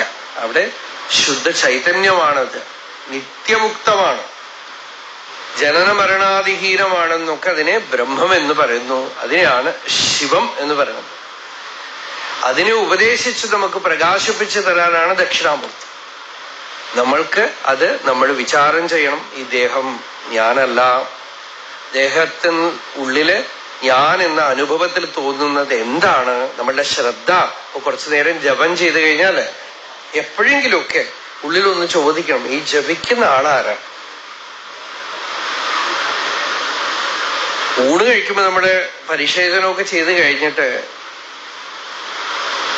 ഇതാണ്, ആരാണ് കഴിക്കുന്നത് ഉള്ളില്? അഹം വൈശ്വാനരോ ഭൂത്വ പ്രാണിനാം ദേഹമാശ്രിത എന്നൊക്കെ ഭഗവാൻ പറഞ്ഞു ഗീതയില്. ഞാനാണ് ഉള്ളിലിരുന്ന് കഴിക്കണത് എന്ന് പറഞ്ഞു. ആരാ ഇത്? അപ്പൊ ഇതിനകത്ത് ഉള്ളിലിരിക്കുന്ന ഈ ചേതന എന്താണ്? ഈ ഞാൻ എന്ന ചൊല്ലിന് പൊരുളായി വിളങ്ങുന്ന വസ്തു എന്താണ്? ഇങ്ങനെ നിത്യനിരന്തരമുള്ള അന്വേഷണം, വിചാരം, ശ്രദ്ധയെ ഉള്ളിലേക്ക് തിരിച്ചുവിടാൻ. ശ്രദ്ധയാണ് അതിന് വേണ്ടത്, വേറൊന്നുമല്ല. ശ്രദ്ധ. ശ്രദ്ധാവാൻ ലഭതേ ജ്ഞാനം തത്പര സംയതേന്ദ്രിയ ജ്ഞാനം ലബ്ധ്വാ പരാം ശാന്തിം അചിരേണാധിഗച്ഛതി. നോക്കൂ, അവിടെയും ജ്ഞാനം ലബ്ധ്വാ, ജ്ഞാനം കിട്ടിയാൽ എന്തുണ്ടാവും? പരാം ശാന്തി, ശാന്തി ഉണ്ടാവും. വളരെ എളുപ്പത്തില് പെട്ടെന്ന് തന്നെ ശാന്തി ഉണ്ടാവും. അചിരേണ, അതിന് കാലവിളമ്പൊന്നുമില്ല എന്നാണ്. ശാന്തിം അചിരേണ അധിഗച്ഛതി. അതുകൊണ്ട് ശാന്തി വേണമെങ്കിൽ ഈ ജ്ഞാനം വേണം. ജ്ഞാനം വേണമെങ്കിൽ ഞാൻ ആരാണ്, എന്റെ സ്വരൂപം എന്താണ് എന്ന് വിചാരം ചെയ്യണം. നമ്മളങ്ങനെ ഉദ്യമിക്കുമ്പോ, കുറച്ചൊക്കെ നമ്മൾ ശ്രമിച്ചു നോക്കുമ്പോ, നമ്മൾക്ക് ആ സത്യം പ്രകാശിപ്പിക്കാനായിട്ട് ഗുരു ദക്ഷിണാമൂർത്തി നമ്മളുടെ മുമ്പില് ഏതെങ്കിലും രൂപത്തിൽ വന്ന് പ്രകാശിക്കും. ഇപ്പൊ തിരുമേനി പറഞ്ഞില്ലേ, ഈ രൂപത്തിൽ വന്നു, ആ രൂപത്തിൽ വന്നു എന്നൊക്കെ. ഇതൊക്കെ തന്നെ ഉള്ളിലുള്ള ഒരു ഭക്തിയുടെ ലക്ഷണമാണ്. നമ്മൾ പുറത്തു വരുന്നവരെ ഭഗവാന്റെ തന്നെ സ്വരൂപമായിട്ട് കാണുകയാണ്. ഭഗവാൻ ഏതെങ്കിലും രൂപത്തിൽ വന്ന് നമുക്ക് വഴി കാണിക്കും. ഗുരുവായിട്ട് വന്ന് നമുക്ക് തത്വോപദേശം ചെയ്യും. ആ തത്വോപദേശം നമ്മളുടെ ഉള്ളില് പ്രകാശിക്കുമ്പോൾ നമുക്ക് അറിയാം, ഞാൻ ചൈതന്യമാണ്. ഈ വിചാരം ഉള്ളിൽ വന്നു കഴിയുമ്പോ ഒരുപക്ഷെ ഈ ജന്മത്തിൽ സാധിച്ചിട്ടില്ലെങ്കിലും ഇതോടുകൂടെയാണ് മരിക്കുക. അടുത്ത് ജനിക്കുമ്പോ ഇതേ വിചാരധാരയോടുകൂടെ ജനിക്കും. ഇപ്പൊ രമണ മഹർഷിയൊക്കെ ഒരു ദിവസം പെട്ടെന്ന് അന്വേഷിച്ചു, സാക്ഷാത്കാരം നേടിയെന്നൊക്കെ പറയുമ്പോ എത്രയോ ജന്മങ്ങളിൽ തുടർന്നതാണ്. എത്രയോ ജന്മങ്ങളിൽ തുടർന്ന് വന്ന അറിവാണ് ഒരു ജന്മത്തിൽ പ്രകാശിക്കുന്നത്. അങ്ങനെ ചിലപ്പോ ആരൂഢയോഗികള് പുറത്തുനിന്ന് കാരണങ്ങളൊന്നും ഇല്ലാതെ അവർ ജ്ഞാനികളായിട്ടിരിക്കും. ശങ്കരാചാര്യര് ഭാരതത്തിൽ ഇങ്ങനെ യാത്ര ചെയ്തു വരുമ്പോ കർണാടകത്തിലെ ഒരു ഗ്രാമത്തിൽ വന്നു. ധാരാളം അഗ്നിഹോത്രികളുള്ളവരാണ്. ശ്രീബലി എന്നാണ് ആ സ്ഥലത്തിന് പേര്. അവിടെ വന്നപ്പോ അഗ്നിഹോത്രിയായ ഒരു ബ്രാഹ്മണൻ പ്രഭാകരൻ, അദ്ദേഹത്തിന് ഒരു കുട്ടി. ആ കുട്ടി ജന്മന ശാന്തനാണ്, മിണ്ടില്ല, തേജസ്വിയാണ്. ഭക്ഷണം കൊടുത്താൽ കഴിക്കും, കൊടുത്തിട്ടില്ലെങ്കിൽ ചോദിക്കില്ല. നിന്ദിച്ചാൽ കേട്ടോളും, ദേഷ്യപ്പെടില്ല. യാതൊന്നിനും ഉദ്യമിക്കില്ല, നിസ്സംഗനായിട്ടിരിക്കും. ഇങ്ങനെയൊക്കെ ഒരു കുട്ടി ഉണ്ടെങ്കിൽ നമ്മൾ എന്ത് ധരിക്കും? പറയും, എവിടേക്ക് ആദ്യം പോവാ? സൈക്യാട്രിസ്റ്റിന്റെ അടുത്ത് കൊണ്ടുപോകും. മറ്റേ തലയ്ക്ക് സുഖമില്ല എന്ന് പറഞ്ഞിട്ട് കൊണ്ടുപോകും. കുട്ടികൾ, നമ്മള് ഭക്തിയൊക്കെ ശരി, പക്ഷെ ഒരു പയ്യൻ വേദപാഠശാലയില്, നമുക്കറിയണ ഒരു വേദപാഠശാലയിലെ ഒരു കുട്ടി ഇരുട്ട് മുറിയിൽ വാതിലടച്ചിട്ട് എന്തോ ചെയ്തു. ഈ കഥ മറന്നുപോകരുത് കേട്ടോ. അപ്പൊ എന്താ ചെയ്യണമെന്ന് ഇവര് നോക്കിയപ്പോ വിളക്ക് കൊളുത്തി വെച്ച് ശ്രീമാത്രേ നമഃ ഒരു നമസ്കാരം, ശ്രീ മഹാരാജ്ഞേ നമഃ ഒരു നമസ്കാരം, ഇങ്ങനെ സഹസ്രനാമം ഓരോ നാമമായിട്ട് ചൊല്ലി ചൊല്ലി ചൊല്ലി നമസ്കരിക്കുക. കുട്ടി പിടിച്ചുകൊണ്ടുപോയി സൈക്കാട്രിസ്റ്റിന്റെ അടുത്തേക്ക്. എന്തിനാ ഈ കുട്ടി 1000 നമസ്കാരം എങ്ങനെ ചെയ്യണം ചോദിച്ചാ പറയണില്ല. ആ സൈക്കാട്രിസ്റ്റ് പറഞ്ഞു, അവനൊരു കുഴപ്പമില്ല, നമ്മളെക്കാളൊക്കെ ബുദ്ധിയുണ്ട്. അവൻ ഈ അവിടെ പഠിപ്പിക്കുന്ന ആരോ വേറെ ഏതോ കുട്ടിയെ തല്ലണത് കണ്ട് പേടിച്ചിട്ട് സ്വാമിക്ക് നമസ്കരിക്കുകയാണ്. തനിക്ക് അടി കിട്ടാതിരിക്കാൻ വേണ്ടിയിട്ട് നമസ്കരിക്കുകയാണ്. കുട്ടികളുടെ മനസ്സാണ്, വളരെ എളുപ്പത്തിൽ കണ്ടുപിടിക്കാൻ പറ്റില്ല. അപ്പൊ അയാൾക്ക് തല്ല് കിട്ടുമോന്ന് പേടിച്ചിട്ട് നമസ്കാരം ചെയ്താണ്. അയാൾ പിന്നാലെ നല്ല ഇപ്പൊ വലിയ മഹാവിദ്വാനാണ് ഈ പറയുന്ന ആള്. അപ്പോ കുട്ടികൾ ചിലപ്പോ നമുക്ക് പെട്ടെന്ന് പിടികിട്ടില്ല. അപ്പൊ ഈ ബാലനെ പല ജ്യോതിഷികളുടെ അടുത്തും കൊണ്ടുപോയി, വൈദ്യന്മാരുടെ അടുത്തും കൊണ്ടുപോയി. എല്ലാരും പറഞ്ഞു ഇവന് കുഴപ്പമൊന്നും കാണാനില്ല. അങ്ങനെ പറഞ്ഞാ വേണ്ടില്ല അല്ലേ? ചില ഡോക്ടർമാര് ഇതാണ് ചാൻസ് എന്ന് പറഞ്ഞ് ഉള്ള മരുന്നൊക്കെ കുത്തി കയറ്റിയാൽ ബുദ്ധിമുട്ടോ. നല്ല കാലത്തിന് അങ്ങനെയൊന്നും ചെയ്തില്ല. അവസാനം ശങ്കരാചാര്യർ ഇങ്ങനെ ഭാരതത്തിൽ യാത്ര ചെയ്ത് വന്ന് ആ ഗ്രാമത്തിൽ വന്നു. അവിടെ വന്നപ്പോ ഈ ബ്രാഹ്മണൻ ഈ യോഗീശ്വരന്റെ അനുഗ്രഹം കൊണ്ട് കുട്ടിക്ക് വല്ല പ്രയോജനം ഉണ്ടാവുമെങ്കിൽ ആവട്ടെ എന്ന് പറഞ്ഞ് കുട്ടിക്കൊണ്ടുവന്ന് ശങ്കരാചാര്യരുടെ മുമ്പിൽ നമസ്കരിപ്പിച്ച് ആ കുട്ടി അങ്ങനെ നമസ്കരിച്ച് കിടക്കും. എണീപ്പിച്ചിരുത്തിയേ ഇരിക്കും, ആരും നോക്കില്ല. ശങ്കരാചാര്യർ അവിടെ ഇരിക്കണ്ട എവിടെയോ നോക്കിക്കൊണ്ടിരിക്കുക. ആകാശത്തിലാണ് ദൃഷ്ടി, ഒന്നും നോക്കണില്ല. ശങ്കരാചാര്യർക്ക് ആ കുട്ടിയെ കണ്ടത് മനസ്സിലായി. നല്ല വൈദ്യന് ഔഷധികള് കണ്ടാ മനസ്സിലാവണ പോലെ കണ്ടത് മനസ്സിലായി. ആ ബ്രാഹ്മണൻ ഇങ്ങനെ പറഞ്ഞുകൊണ്ടിരുന്നു, ഈ പയ്യൻ ഇങ്ങനെയാണ്, വർത്തമാനം പറയില്ല, ഒന്നും ഇങ്ങനെയാണ്, അവിടുന്ന് അനുഗ്രഹിക്കുന്നു. അപ്പോ ആചാര്യസ്വാമികൾ ആ കുട്ടിയുടെ 2 കൈയും പിടിച്ചുകൊണ്ട് വളരെ പ്രിയമായിട്ട് ചോദിച്ചു, ആരാ നീ ആരാണ്? കസ്ത്വം ശിശു കസ്യ കുതോസി ഗന്ത കിം നാമതേ ത്വം കുതഃ ആഗതോസി ഏതന്മയോക്തം വദചാർഭഗത്വം മത്പ്രീതയേ പ്രീതി വിവർധനോസി. ഈ കുട്ടി, നീ ആരാണ്? എവിടുന്ന് വരണു? നിന്നെ കാണുമ്പോ തന്നെ എനിക്ക് സന്തോഷമുണ്ട്, ഒന്ന് പറയൂ. നീ ഒരു ആഗന്തുകൻ, എവിടുന്നോ വരുന്നു, എങ്ങോട്ട് പോകുന്നു, ആരാണ് നീ? ഇത്രയും കാലം മിണ്ടാതിരുന്ന ആ കുട്ടി ആചാര്യസ്വാമികളെ ഒന്ന് നേരിട്ട് ആദ്യമായിട്ടൊന്ന് നോക്കിയത്രേ, ആരാ ഈ ചോദ്യം ചോദിക്കണം. അത് കണ്ടപ്പോ പറഞ്ഞാൽ മനസ്സിലാവണമല്ലോ അല്ലേ? ചോദിച്ച ആൾക്ക് ഉത്തരം പറഞ്ഞാൽ മനസ്സിലാവണമല്ലോ. അപ്പൊ പറഞ്ഞു, നാഹം മനുഷ്യ, ഞാൻ മനുഷ്യനല്ല. ന ദേവ, ഞാൻ ദേവനല്ല. ന യക്ഷ, ഞാൻ യക്ഷനൊന്നുമല്ല. പേടിക്കണ്ട, ഞാൻ മനുഷ്യനല്ലെങ്കിൽ പിന്നെ വല്ല യക്ഷനോ ദേവനോ അല്ല. നാഹം മനുഷ്യോ ന ച ദേവ യക്ഷോ ന ബ്രാഹ്മണ ക്ഷത്രിയ വൈശ്യ ശൂദ്രാഹ, ഞാൻ ബ്രാഹ്മണനോ ക്ഷത്രിയനോ വൈശ്യനോ ശൂദ്രനോ അല്ല. പിന്നെ ആരാ? ബ്രഹ്മചാരിയല്ലേ താൻ. ന ബ്രഹ്മചാരി, അപ്പൊ ഗൃഹസ്ഥനാണോ? ന ഗൃഹസ്ഥ, ന ബ്രഹ്മചാരി ന ഗൃഹീ വനസ്ഥ, വാനപ്രസ്ഥനും അല്ല. പിന്നെ സന്യാസിയാണോ? ന ഭിക്ഷു, അതും ശരീരത്തിന്റെ പേരാണല്ലോ. ശരീരത്തിന് വെച്ചുകൊണ്ടല്ലേ സന്യാസി എന്ന് പറയുന്നത്, അല്ലെങ്കിൽ ഗൃഹസ്ഥൻ എന്ന് പറയുന്നത്. ബ്രഹ്മചാരി ശരീരമേ ഞാനല്ല. ഭിക്ഷുർനചാഹം, പിന്നെ ആരാണ്? നിജബോധരൂപ, ഞാൻ ശുദ്ധ ചൈതന്യമാണ്, ശുദ്ധബോധസ്വരൂപനാണ്.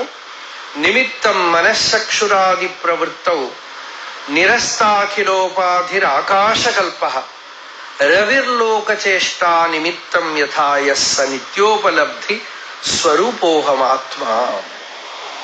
ഞാൻ നിത്യോപലബ്ധി സ്വരൂപോഹമാത്മാ, നിത്യ പ്രകാശസ്വരൂപമായ ഉപലബ്ധമായിട്ടുള്ള ശുദ്ധ ബോധസ്വരൂപമായ ആത്മാവാണ് ഞാൻ. ശുദ്ധ ചൈതന്യമാണ്, അതാണ് എന്റെ സ്വരൂപം. ഞാൻ മറ്റൊന്നുമല്ല. പ്രകൃഷ്ട പ്രകാശസ്വരൂപ ശിവോഹം. ആ പ്രകൃഷ്ട പ്രകാശസ്വരൂപമാണ് ഞാൻ, ശുദ്ധ ചൈതന്യമാണെന്ന് ആചാര്യസ്വാമികൾ ആ കുട്ടിയെ ആലിംഗനം ചെയ്തുകൊണ്ട് പറഞ്ഞു, ഏഷഃ ഹസ്താമലകവത് സത്യം പശ്യതി. കയ്യിലിരിക്കുന്ന നെല്ലിക്ക പോലെ ഇവൻ സത്യത്തിനെ കാണുന്നു. ഇവൻ ഹസ്താമലകനാണ്. അങ്ങനെയാണ് ഹസ്താമലകൻ എന്ന പേര് വന്നത്. ശങ്കരാചാര്യരുടെ ഒരു ശിഷ്യനാണല്ലോ ഹസ്താമലകൻ, അല്ലേ?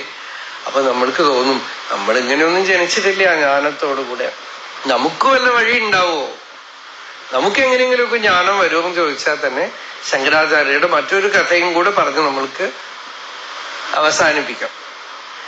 ശങ്കരാചാര്യർ ഇങ്ങനെ യാത്ര ചെയ്യുമ്പോ ഇതുപോലെ മറ്റൊരു ശിഷ്യൻ വന്നു. ഈ ശിഷ്യൻ ഹസ്താമലകൻ പൂർവജന്മത്തിലെ സിദ്ധനാണ്. എന്തോ പ്രാരബ്ധം കൊണ്ട് ജനിച്ചു, അത്രയേ ഉള്ളൂ. മറ്റൊരു ശിഷ്യൻ കർണാടകത്തിൽ വെച്ച് ആചാര്യസ്വാമികളെ കണ്ടു.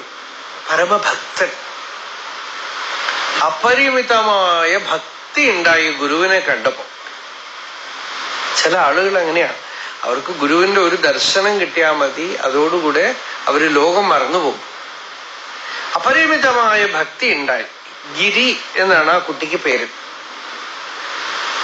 ആ കുട്ടി ആചാര്യസ്വാമികളുടെ അടുത്ത് ചോദിച്ചു, ഞാൻ എന്തെങ്കിലുമൊക്കെ ഇവിടെ സേവ ചെയ്ത് കൈങ്കര്യം ചെയ്തുകൊണ്ട് കൂടെ ഇരിക്കട്ടെ എന്ന്.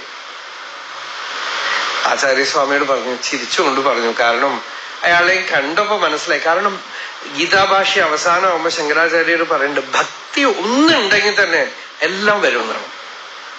ഭക്തി ഉണ്ടെങ്കിൽ ജ്ഞാനം വരും, ജ്ഞാനത്തിന് വിരോധം ഉണ്ടാവില്ല. ഭക്തി ഉണ്ടെങ്കിൽ അവിടെ ആത്മജ്ഞാനം എളുപ്പത്തിൽ സിദ്ധിക്കും. അപ്പൊ ഈ യുവാവിനോട് പറഞ്ഞു, ചേർന്നോളൂ, കൂടെ വന്നോളൂ. 6000 ശിഷ്യന്മാരായിരുന്നു. നമ്മൾ വിചാരിക്കണ പോലെ 4 പേരൊന്നും അല്ല. കൂട്ടത്തിൽ കൂടി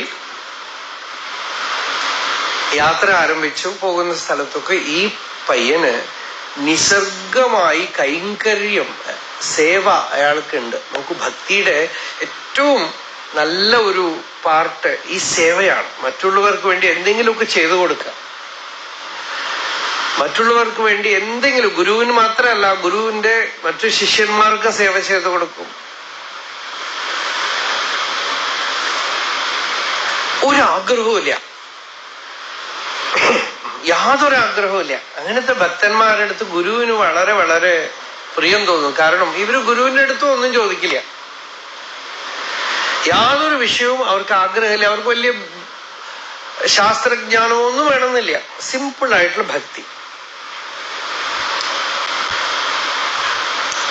ഈ ചില മഹാപുരുഷന്മാരുണ്ടല്ലോ, ഇങ്ങനെയുള്ള ആളുകളെയൊക്കെ അടുത്ത് വയ്ക്കും. കാരണം അവര് ആഗ്രഹമേ ഇല്ലാത്തവരാണ്. എനിക്ക് അറിയണ ഒരു വേദപുരി എന്ന് പറഞ്ഞ ഒരു വിദ്വാൻ ഉണ്ടായിരുന്നു. വിദ്വാനും പഠിപ്പറിവുള്ള ആളൊന്നുമല്ല, ഒരു മഹാസാധു, സാത്വികൻ, ഒന്നും അറിയില്ല. കാഞ്ചി പരമാചാര്യൻ ചന്ദ്രശേഖരേന്ദ്ര സരസ്വതി സ്വാമി അദ്ദേഹത്തിന് എപ്പോഴും കൂടെ കൂട്ടിക്കൊണ്ട് നടക്കും. പലപ്പോഴും നമ്മുടെ സത്സംഗത്തിലൊക്കെ അത് ഉണ്ടായിരുന്നുണ്ട്. 90 വയസ്സാവുമ്പോ ഒന്നും അറിയില്ല എന്ന് വെച്ചാൽ, എത്രയ്ക്ക് അറിയില്ല എന്ന് വെച്ചാൽ, പരമാചാര്യരെ കാണുമ്പോ ഈശ്വരഭാവമാണ്. രമണ മഹർഷിയും കണ്ടിട്ടുണ്ട്. അദ്ദേഹത്തിന് പറയും, എനിക്കിനി ജീവിതത്തിലൊന്നും വേണ്ട, ഈ ഈശ്വരനെ ഞാൻ ഈ രൂപത്തിൽ കണ്ടു എന്നുള്ള ഭാവമായിരുന്നു അദ്ദേഹത്തിന്. അദ്ദേഹത്തിനെ എല്ലാവരും ബ്രഹ്മശ്രീ വേദപുരി ശാസ്ത്രി എന്നാണ് വിളിക്കുക. അദ്ദേഹം ശാസ്ത്രിയൊന്നുമല്ല.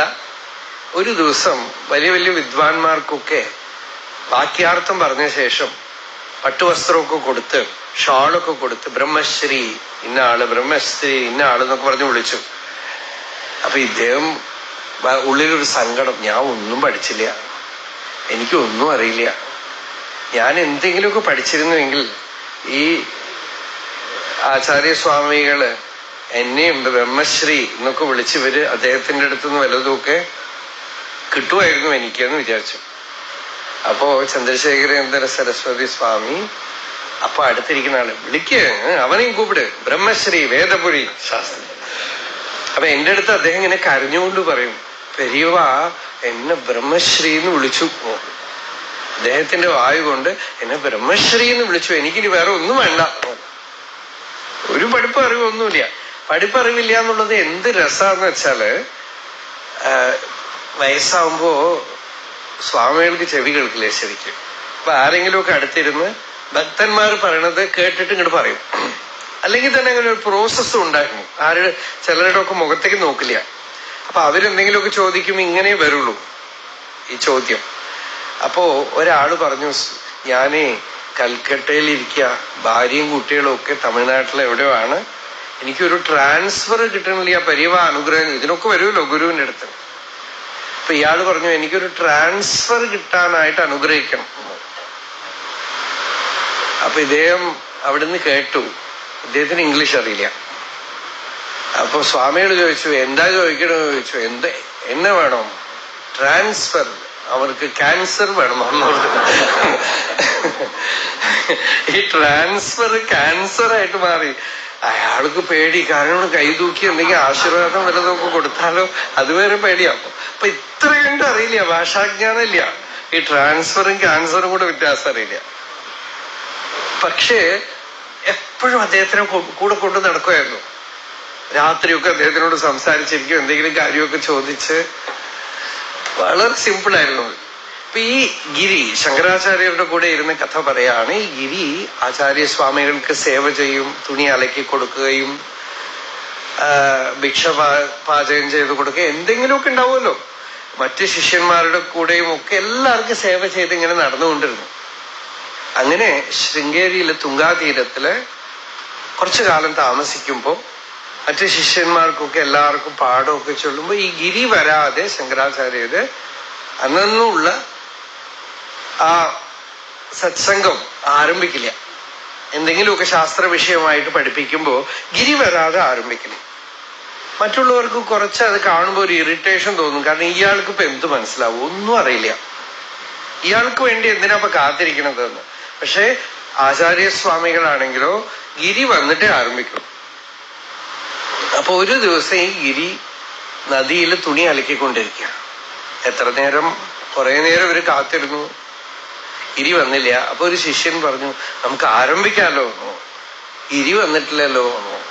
അപ്പൊ അയാൾക്ക് എന്തെങ്കിലുമൊക്കെ പറയണല്ലോ. അയാൾ പറഞ്ഞു, ഈ ഗിരി വന്നിട്ട് ഇപ്പൊ അയാൾക്ക് എന്ത് മനസ്സിലാവും? ഗിരി വന്നപ്പോ അദ്ദേഹത്തിന് വല്ലതും മനസ്സിലാവോ? അപ്പോ ആചാര്യസ്വാമിയോട് പറഞ്ഞു, ഓ, നിങ്ങളൊക്കെ നിങ്ങളുടെ ശക്തി കൊണ്ട് മനസ്സിലാക്കുന്നതാണോ? എമേ വൈഷവൃണുതേ തേന ലഭ്യ തസ്യേഷ ആത്മാ വിവൃണുതേ തനൂം സ്വാം. ആത്മാ ആരെ വരിക്കണോ അവർക്ക് ആത്മാ സ്വയം തന്നെ പ്രകാശിപ്പിച്ചു കൊടുക്കണം എന്ന് ശ്രുതിവാക്യുണ്ട്. അപ്പോ നിങ്ങളൊക്കെ നിങ്ങളുടെ സാമർത്ഥ്യം കൊണ്ട് അറിഞ്ഞതാണോ? ആചാര്യസ്വാമി ആ ക്ഷണനേരം ഗിരിയെ വളരെ കരുണയോടുകൂടെ ഒന്ന് ചിന്തിച്ചു. ആ ഒരു ക്ഷണം കൊണ്ട് സർവജ്ഞാനവും ഗിരിയുടെ ഹൃദയത്തിൽ പ്രകാശിച്ചു. നദിയുടെ തീരത്തില് ഗിരിയിലെ ശക്തിപാതം ഉണ്ടായി, സ്വാനുഭവം ഉണ്ടായി. സ്വാനുഭൂതിയുടെ രസത്തിൽ കുറച്ചു നേരം ഇരുന്നിട്ട് ഗിരി അവിടുന്ന് വരുമ്പോ തന്നെ പ്രകാശിച്ചുകൊണ്ടാ വരണം. നല്ല അറിവുള്ള പത്മപാദരും സുരേശ്വരനും ഇവരൊക്കെ കണ്ടപ്പോ വിചാരിച്ചു, അത്രേ ഇവൻ ബ്രഹ്മനിഷ്ഠനെ പോലെ പ്രകാശിക്കുന്നു. ഇന്നലെ വരെയുള്ള ആളല്ല ഇപ്പോ. നദീതീരത്തുനിന്ന് വരുമ്പോ പ്രകാശമാനമായ മുഖത്തോടുകൂടെ വരുന്നു. ഇവിടെ വന്നതും ആചാര്യസ്വാമിയുടെ സമാധിസ്ഥിതനായിട്ടിരിക്കുകയാണ്. ഗിരി വന്ന് നമസ്കരിച്ച് തോടകവൃത്തത്തിലെ 8 ശ്ലോകങ്ങൾ ചൊല്ലി. നമ്മൾ ഇന്നും ശങ്കരാചാര്യരെ സ്തുതിക്കുന്നത് അതാണ്. വിദിതാഖില ശാസ്ത്ര സുധാജലധേ മഹിതോപനിഷത് കഥിതാർത്ഥനിധേ ഹൃദയേ കലയേ വിമലം ചരണം ഭവശങ്കരദേശിക മേ ശരണം. അങ്ങേ പരമേശ്വര സ്വരൂപമായിട്ട് ഞാൻ കാണുന്നതാണ്. ഭവയേവ ഭവാനിതി മേ നിതരാം സമജായത ചേതസി കൗതുകിതാം മമ വാരയ മോഹ മഹാജലധിം ഭവശങ്കര ദേശികമേ ശരണം. ഭവയേവ ഭവാൻ, സാക്ഷാത് പരമേശ്വര സ്വരൂപനായിട്ടാണ് ഞാൻ അങ്ങേ കാണുന്നത്. അപ്പോ ഗിരിയുടെ ശിരസിൽ ആശീർവദിച്ചുകൊണ്ട് ആചാര്യസ്വാമികൾ പറഞ്ഞു, ഇന്നു മുതൽ ഇവൻ തോട്ടകാചാര്യൻ എന്ന പേരിൽ അറിയപ്പെടും. അപ്പൊ നോക്കൂ, സിമ്പിളായ സരളമായ ഭക്തി, ആ ഭക്തിയുടെ ഫലമായി ഗുരുവനുഗ്രഹത്തിന് പാത്രമായി ലബ്ധ ഗുരുവാത്മപ്രസാദാനാം. ഗീതാഭാഷ്യത്തില് ആചാര്യസ്വാമി പറഞ്ഞു, ഗുരുവിന്റെ കൃപയും ആത്മകൃപയും രണ്ടും കൂടെ ചേരുമ്പോ ഒരാൾക്ക് ജ്ഞാനം വളരെ എളുപ്പമാണ്, വളരെ സുലഭമാണ്. ഭക്തി ഒരാൾക്ക് ഉണ്ടെങ്കിൽ ഗുരു കൃപയ്ക്കും ചിത്തം ശുദ്ധമാവുമ്പോ ആത്മകൃപയ്ക്കും പാത്രാവും. അപ്പോ വേദാന്തജ്ഞാനം വളരെ എളുപ്പത്തിൽ വരും, ആത്മജ്ഞാനം വളരെ എളുപ്പത്തിൽ വരും. ആത്മജ്ഞാനം ആണ് വേണ്ടത് നമുക്ക്. നമ്മള് ശരീരമല്ല, ഞാൻ ശുദ്ധ ചൈതന്യമാണ്, നിത്യശുദ്ധ ബുദ്ധമുക്ത സ്വരൂപോഹമസ്മി. ഇതാണ് അറിവ്. ഈ അറിവ് വളരെ സരളമാണ്. ശാസ്ത്രമൊക്കെ പഠിച്ച് സർവശാസ്ത്രങ്ങളൊക്കെ അറിയുന്ന കാര്യം വേറെ, ശാസ്ത്രം പഠിക്കുന്നതിന്റെ പ്രയോജനമൊക്കെ വേറെ വിഷയമാണ്. അത് വാക്യാർത്ഥം പറയാനും സമ്മാനങ്ങൾ വാങ്ങിക്കാനും അത് വേണം, അതിന്റെ സംസ്കാരം വേറെ, അത് രക്ഷിക്കേണ്ടത് വേറെ ആവശ്യം. പക്ഷേ ആത്മജ്ഞാനമാണ് വേണ്ടതെങ്കിൽ, സരളമായ ഭക്തി ഉണ്ടെങ്കിൽ ചിത്തം ശുദ്ധമാവും. ശുദ്ധമായ ചിത്തത്തില് ആത്മതത്വം പ്രകാശിക്കും. തന്മനഃശോധനം കാര്യം പ്രയത്നേന മുമുക്ഷുണ വിശുദ്ധേ സതി ചേതസ്മിൻ മുക്തി കരഫലായതേ. ചിത്തം ശുദ്ധമായി കഴിയുമ്പോൾ മുക്തി കയ്യിലിരിക്കുന്ന ഫലം പോലെ, നെല്ലിക്ക പോലെ പ്രകാശിക്കും. അങ്ങനെ ജ്ഞാനം നമ്മളുടെ ഉള്ളിൽ ഉണ്ടാവാൻ ഈ വയലൂർ മഹാദേവൻ, വയലൂർ എന്ന് പറയുമ്പോ എനിക്ക് ഓർമ്മ വരുന്നത് തമിഴിലെ ഒരു പാട്ടുണ്ട്. തായ്മാനവ സ്വാമികൾ പറഞ്ഞു, ഒരു വയലുണ്ടെന്നാണ്. ആ വയലില് എന്താണ് വിളയുന്നതെന്ന് വെച്ചാൽ ശിവാനന്ദം വിളയും. അതിൽ കള പറിച്ച് കളഞ്ഞാൽ പിന്നെ കള എന്നുള്ളതിന് രണ്ടർത്ഥമുണ്ട്. നമ്മൾ മലയാളത്തിലും കള പറിക്കുക എന്നാണല്ലോ പറയാ, വീഡ്സ്. കളയ്ക്ക് മറ്റൊരു അർത്ഥമുണ്ട്, ജ്യോതി, തേജസ്. ആ മുഖത്ത് നല്ല കളയുണ്ടെന്ന് പറയും. അത് തമിഴിലാണ് പൊതുവെ പറയാതെ, രണ്ടുമുണ്ട്. അപ്പോ വിളയും ശിവാനന്ദ ഭൂമി அந்த வெட்டவெளி நன்னி துஷ்ட இருளாம் களையை களைந்த பின் பார்த்தேன் ஐயன் കളയன்றി വേറൊന്നും കണ്ടില്ലേൻ തോഴി. ഈ അവിദ്യ എന്ന് പറയുന്ന കള അങ്ങോട്ട് പറിച്ചു കളഞ്ഞപ്പോ ഈശ്വരന്റെ കള ഞാൻ അവിടെ കണ്ടു എന്നാണ്. അപ്പൊ ഈ കളയ്ക്ക് അർത്ഥം വരെ, കള എന്ന് വെച്ചാൽ ജ്യോതി, ആ തേജസ് ഞാൻ അവിടെ കണ്ടു. അവിദ്യ അവിടുന്ന് പറിച്ചു കളഞ്ഞതും അയ്യൻ കളയன்றി വേറൊന്നും കണ്ടില്ലേൻ തോഴി. ഈശ്വരന്റെ ജ്യോതിയെ ഞാൻ അവിടെ, തേജസ്സിനെ ഞാൻ അവിടെ കണ്ടു. അപ്പൊ അങ്ങനെ ശിവാനന്ദം വിളയുന്ന വയലാണ് ഈ ശരീരം. ഒരു വയലാണ്. ഇതം ശരീരം കൗന്തേയ ക്ഷേത്രമിത്യഭിധീയതേ ഏതദ്യോ വേത്തി തം പ്രാഹുഹു ക്ഷേത്രജ്ഞ ഇതി തദ്വിദഃ. ഈ ശരീരം ക്ഷേത്രമാണ്, ഇതിനകത്ത് പ്രകാശിക്കുന്ന ചൈതന്യം ക്ഷേത്രജ്ഞനാണ്. അതുപോലെ അത് വയലെന്ന് പറയുമ്പോ ക്ഷേത്രം എന്നർത്ഥം. വയലില് വിളയുന്ന പ്രകാശിക്കുന്ന ദേവൻ, ആ ക്ഷേത്രത്തിൽ പ്രകാശിക്കുന്ന ദേവനാണ് ക്ഷേത്രജ്ഞൻ. ആ ക്ഷേത്രജ്ഞനാണ് പരമേശ്വരൻ. പരമേശ്വരന്റെ കൃപ കൂടാതെ ജ്ഞാനം ഹൃദയത്തില് പ്രകാശിക്കില്ല. ഗുരുവും നമ്മുടെ ശിവസ്വരൂപമായിട്ടാണ് കാണുന്നത്. പരമാദ്വൈത വിജ്ഞാനം കൃപയായോ ദദാതിയ സോയം ഗുരുവര സാക്ഷാത് ശിവയേവ ന സംശയ എന്ന് സുരേശ്വരാചാര്യർ വാർത്തികത്തിലൊരിടത്ത് പറയുന്നുണ്ട്. പരമാദ്വൈത വിജ്ഞാനത്തിനെ കരുണ കൊണ്ട് ആര് കൊടുക്കുന്നു, വലിയ ബുദ്ധിമുട്ടൊന്നും കൂടാതെ, വലിയ പാണ്ഡിത്യം കൊണ്ട് വിഷമിക്കാതെ തന്നെ കിട്ടുകയാണെങ്കിൽ അങ്ങനെ കൊടുക്കാൻ കഴിയുന്ന ഗുരുവിനെ ശിവൻ എന്നല്ലാതെ പിന്നെ എന്തു പറയുന്നതാണ്? ശിവയേവ ന സംശയ.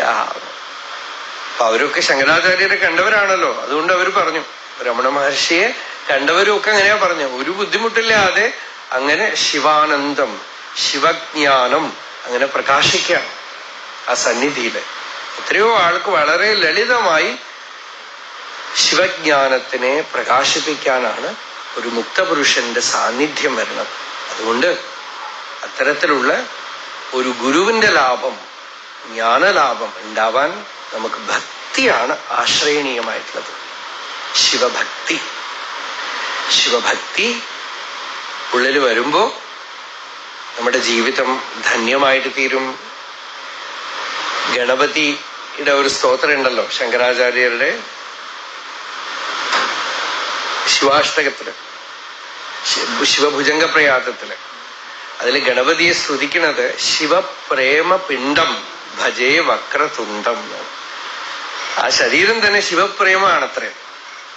അപ്പൊ അത്തരത്തിലുള്ള ഒരു ശിവപ്രേമം, തമിഴില് ഒരു സിദ്ധൻ പറഞ്ഞു, പ്രേമം വേറെയല്ല ശിവൻ വേറെയല്ല. പ്രേമം തന്നെയാണ് ശിവൻ, ശിവൻ തന്നെയാണ് പ്രേമം. അൻപും ശിവമും ഇരണ്ടെൻപാർ അറിവിലാർ. ഇത് അൻപാണ്, ഇത് ശിവമാണെന്ന് രണ്ടായിട്ട് പറയുന്നവന് അറിവില്ല എന്നാണ്. പ്രിയം തന്നെയാണ് പരമേശ്വരന്റെ സ്വരൂപം. തസ്യ പ്രിയമേവ ശിരഃ മോദോ ദക്ഷിണ പക്ഷ പ്രമോദ ഉത്തര പക്ഷ ആനന്ദ ആത്മാ ബ്രഹ്മപുച്ഛം പ്രതിഷ്ഠ. പ്രിയമേവ ശിരഃ, പ്രിയമാണ് അവന് ശിരസ്. ഒരു പക്ഷം മോദം, മറ്റൊരു പക്ഷം പ്രമോദം. ആനന്ദമാണ് അവന് ഹൃദയം, ആത്മാ. അപ്പോ ആനന്ദസ്വരൂപനാണ് പരമേശ്വരൻ. പരമേശ്വരനെ അൻപുകൊണ്ട്, ഭക്തി കൊണ്ട്, പ്രിയം കൊണ്ട് ആരാധിക്കണം. ആ പ്രിയം നമ്മളുടെ ഉള്ളിൽ വരണം. ആ പ്രിയം വരണമെങ്കിൽ ഒരു മരുന്ന് കഴിക്കണം. എന്തെങ്കിലും മരുന്ന് വേണമല്ലോ. എന്താ മരുന്ന്? പഞ്ചാക്ഷരം. പഞ്ചാക്ഷരി പഞ്ചര രഞ്ജിതാഭ്യാം. വൈകുന്നേരം ഉമാമഹേശ്വര സ്വരൂപം എന്ന് പറഞ്ഞല്ലോ. നമഃശിവാഭ്യാം നവയൗവനാഭ്യാം പരസ്പരാശ്ലിഷ്ട വപുർധരാഭ്യാം നഗേന്ദ്രകന്യാ വൃഷകേതനാഭ്യാം നമോ നമഃ ശങ്കര പാർവതീഭ്യാം. രണ്ടുപേരും ചേർന്നാണ് നമ്മൾ ആരാധിക്കുന്നത്. പാർവതീ പരമേശ്വരൻ. രാമായണം തുടങ്ങുമ്പോ തുളസീദാസ് സംസ്കൃതത്തിലൊരു ശ്ലോകം എഴുതി. ഹിന്ദിയിലാണ് രാമായണം, തുളസീദാസ് രാമായണം. പക്ഷെ നല്ല ശ്ലോകമാണ്. ഭവാനി ശങ്കരൗ വന്ദേ ശ്രദ്ധാവിശ്വാസരൂപിണോ യാഭ്യാം വിനാന പശ്യന്തി സിദ്ധാഹ സ്വാന്തസ്തമീശ്വരം. ആ ഭവാനി ശങ്കരന്മാരെ ഞാൻ വന്ദിക്കുന്നു. അവരെ കൂടാതെ ഹൃദയസ്ഥനായ ഈശ്വരനെ അറിയാൻ കഴിയില്ല. ശ്രദ്ധയും വിശ്വാസവുമാണെന്നാണ്. ശ്രദ്ധാവിശ്വാസരൂപിണോ. അപ്പോ പരമേശ്വരന്റെ കൃപ കൊണ്ടാണ് നമുക്ക് ശ്രദ്ധയും വിശ്വാസവും ജ്ഞാനവും യോഗവും ജീവിതത്തില് തികവും ഒക്കെ വരുന്നത്. അത്തരത്തിലുള്ള ഒരു ശിവഭക്തി നമ്മളുടെ ഉള്ളിൽ വരാൻ നമ്മള് പഞ്ചാക്ഷര ജപം ചെയ്യണം, ശിവനാമ ജപം ചെയ്യണം. ചിത്തം അതുകൊണ്ട് ശുദ്ധമാവും. നിരന്തര ശിവനാമ സ്മരണം നമ്മളുടെ അടുത്ത് ഉണ്ടാവണം. ആദ്യക്ഷരം, രണ്ടക്ഷരം, ശിവശിവ ശിവശിവ ശിവശിവ ശിവശിവ. നമ്മള് കേരളത്തിൽ എന്തെങ്കിലുമൊക്കെ ആണെങ്കിൽ ശിവശിവ എന്ന് പറയും, ഇല്ലേ? ആ പഴക്കം ഉണ്ടാവും. തിരുവണ്ണാമലയിലൊക്കെ പണ്ടൊക്കെ ഏത് ചായക്കട എവിടെ പോയാലും അവരൊക്കെ ശിവ ശിവ എന്നേ വിളിക്കുള്ളൂ. ആരും ഈ സാർ സാർ ഒന്നും വിളിക്കില്ല. ഇപ്പൊ അതൊക്കെ മാറിപ്പോയി, എല്ലാം സാർ മാഡം ഒക്കെ ആയിക്കൊണ്ടിരിക്കുന്നുണ്ട്. പക്ഷെ മുമ്പൊക്കെ എല്ലാരും അങ്ങോട്ട് ഇങ്ങോട്ട് വിളിക്കുന്ന പോലെ ശിവശിവ. ആ ഒരു ഭാവം നമ്മളുടെ ഉള്ളിൽ വരട്ടെ. നമ്മുടെ ജീവിതം ധന്യമാവട്ടെ, ശാന്തി ഉണ്ടാവട്ടെ, നമുക്ക് സമൃദ്ധി ഉണ്ടാവട്ടെ. തിരുമേനിയും ഞാനും ഉള്ള ഒരു പ്രിയം പൂർവാശ്രമത്തില് തൊട്ട് തുടങ്ങിയതാണ്. അദ്ദേഹം തന്നെ പറഞ്ഞ പോലെ പ്രദീപ് ഡോക്ടറാണ് അതിനൊരു കാരണം. അദ്ദേഹം നമ്മുടെ മഹർഷിയുടെ വലിയ ഭക്തനാണ്. ഇടയ്ക്കിടയ്ക്ക് തിരുവണ്ണാമലയ്ക്ക് അദ്ദേഹം ഓടി ഓടി എത്തും. ഓരോ കൊല വാഴപ്പഴമായിട്ട് വരും. ഇവിടുന്ന് എന്തെങ്കിലും കൊണ്ടുവരും, ചക്കയും എന്തെങ്കിലുമൊക്കെ എടുത്തോണ്ട് വരുമ്പോൾ. അപ്പോ വളരെ ശുദ്ധമായ ഭക്തൻ. അദ്ദേഹമാണ് തിരുമേനിയുടെ അടുത്ത് പറഞ്ഞ് തിരുമേനിയെ ഒരിക്കൽ അങ്ങോട്ട് കൂട്ടിക്കൊണ്ടുവന്നു തിരുവണ്ണാമലയ്ക്ക്. അദ്ദേഹത്തിന്റെ നിഷ്ഠയും ആചാരത്തിനും ഒക്കെ എല്ലാ സ്ഥലത്തും പോവാൻ അവർക്ക് പറ്റില്ലല്ലോ. മുങ്ങിക്കുളിച്ച് അനുഷ്ഠാനം ചെയ്തൊക്കെ വേണമല്ലോ. അതിനുള്ളൊക്കെ ഏർപ്പാടൊക്കെ ചെയ്ത് വളരെ ശ്രദ്ധയോടുകൂടെ ഡോക്ടർ കൂട്ടിക്കൊണ്ടുവന്നു. തിരുമേനി അവിടെ 2-3 ദിവസം ഉണ്ടായിരുന്നു. 3 ദിവസം ഉണ്ടായിരുന്നു. ഇയാളെ ചെറുതാണ്. അപ്പുറം ഇയാളെ ഞാന് സംസ്കൃത കോളേജിൽ പോകുമ്പോഴും അവിടെ ഉണ്ടായിരുന്നല്ലോ അല്ലേ? ഏട്ടനാണ്. ഏട്ടനാണ് സംസ്കൃത കോളേജില് അദ്ദേഹം മീമാംസയായിരുന്നു. അവരൊക്കെ നല്ല നമ്മുടെ ഈ സംസ്കാരം രക്ഷിക്കപ്പെടണം, വേദം രക്ഷിക്കപ്പെടണം. വേദമില്ലെങ്കിൽ നോക്കൂ, വളരെ വളരെ ആശ്ചര്യമാണ്. തിരുവണ്ണാമലയില് കാർത്തിക ദീപ വേദപാരായണം നടക്കും. ഒരുപാട് സ്ഥലത്ത് വേദപാരായണം നടക്കും. ശങ്കരമഠത്തില് ഇപ്രാവശ്യം 75 ഘനപാഠികളാവും. 75 ഘനപാഠികൾ ഘനം പാരായണം. അമ്പലത്തില് ഗവൺമെന്റിന്റെ സപ്പോർട്ടൊന്നുമില്ല. ഇൻഡിപെൻഡന്റ് ആയിട്ട് കുറച്ചു പേര് ആ ഭക്തി കൊണ്ട് മാത്രം അവരായിട്ട് ഓർഗനൈസ് ചെയ്തൊരു 10-30 പേര് വേദപാരായണം. ഇങ്ങനെ പല സ്ഥലത്തായിട്ട് നടക്കും. വേദപാരായണം നടന്നുകൊണ്ടിരിക്കും. അപ്പോ രസം എന്താന്ന് വെച്ചാ നമ്മുടെ പ്രഭാഷണം ഉണ്ടാവും വേദപാരായണത്തിന് മുമ്പ്. അപ്പൊ ഇങ്ങനെ ആളുകളുണ്ടാവും. അത് കഴിഞ്ഞ് ജനപാരായണം തുടങ്ങുമ്പോൾ കുറച്ചു പേരുണ്ടാവും. ഒരുപാട് പേര് ഇരിക്കണവര് ഈ വെള്ളക്കാര ഫോറിനേഴ്സാണ്. അവരെന്തിനാ ഈ വേദപാരായണം കേൾക്കാൻ ഇരിക്കണമെന്ന് വെച്ചാല് അവർക്ക് അറിയില്ല. അവര് പറയണത്, പല ആളുകളും പറയണത് കാരണം അറിയില്ല. കേൾക്കുമ്പോ ഞങ്ങൾക്കൊരു സുഖം. അതിലൊരാൾ പറഞ്ഞു, ഇതില്ലെങ്കില് ഈ പ്രപഞ്ചം നിലനിൽക്കില്ല എന്ന് എന്റെ ഉള്ളിലൊരു തോന്നലാണ്. അവർ ഈ സംസ്കാരമൊന്നും ഉള്ളവരല്ല. പക്ഷെ പൂർവ്വജന്മത്തിൽ എന്തോ ഉള്ളത് കൊണ്ടാണ് വീണ്ടും അത് ശബ്ദം കേൾക്കുമ്പോൾ ഇങ്ങോട്ട് വരണത്. അവരിൽ കുറെ പേരുണ്ടാവും.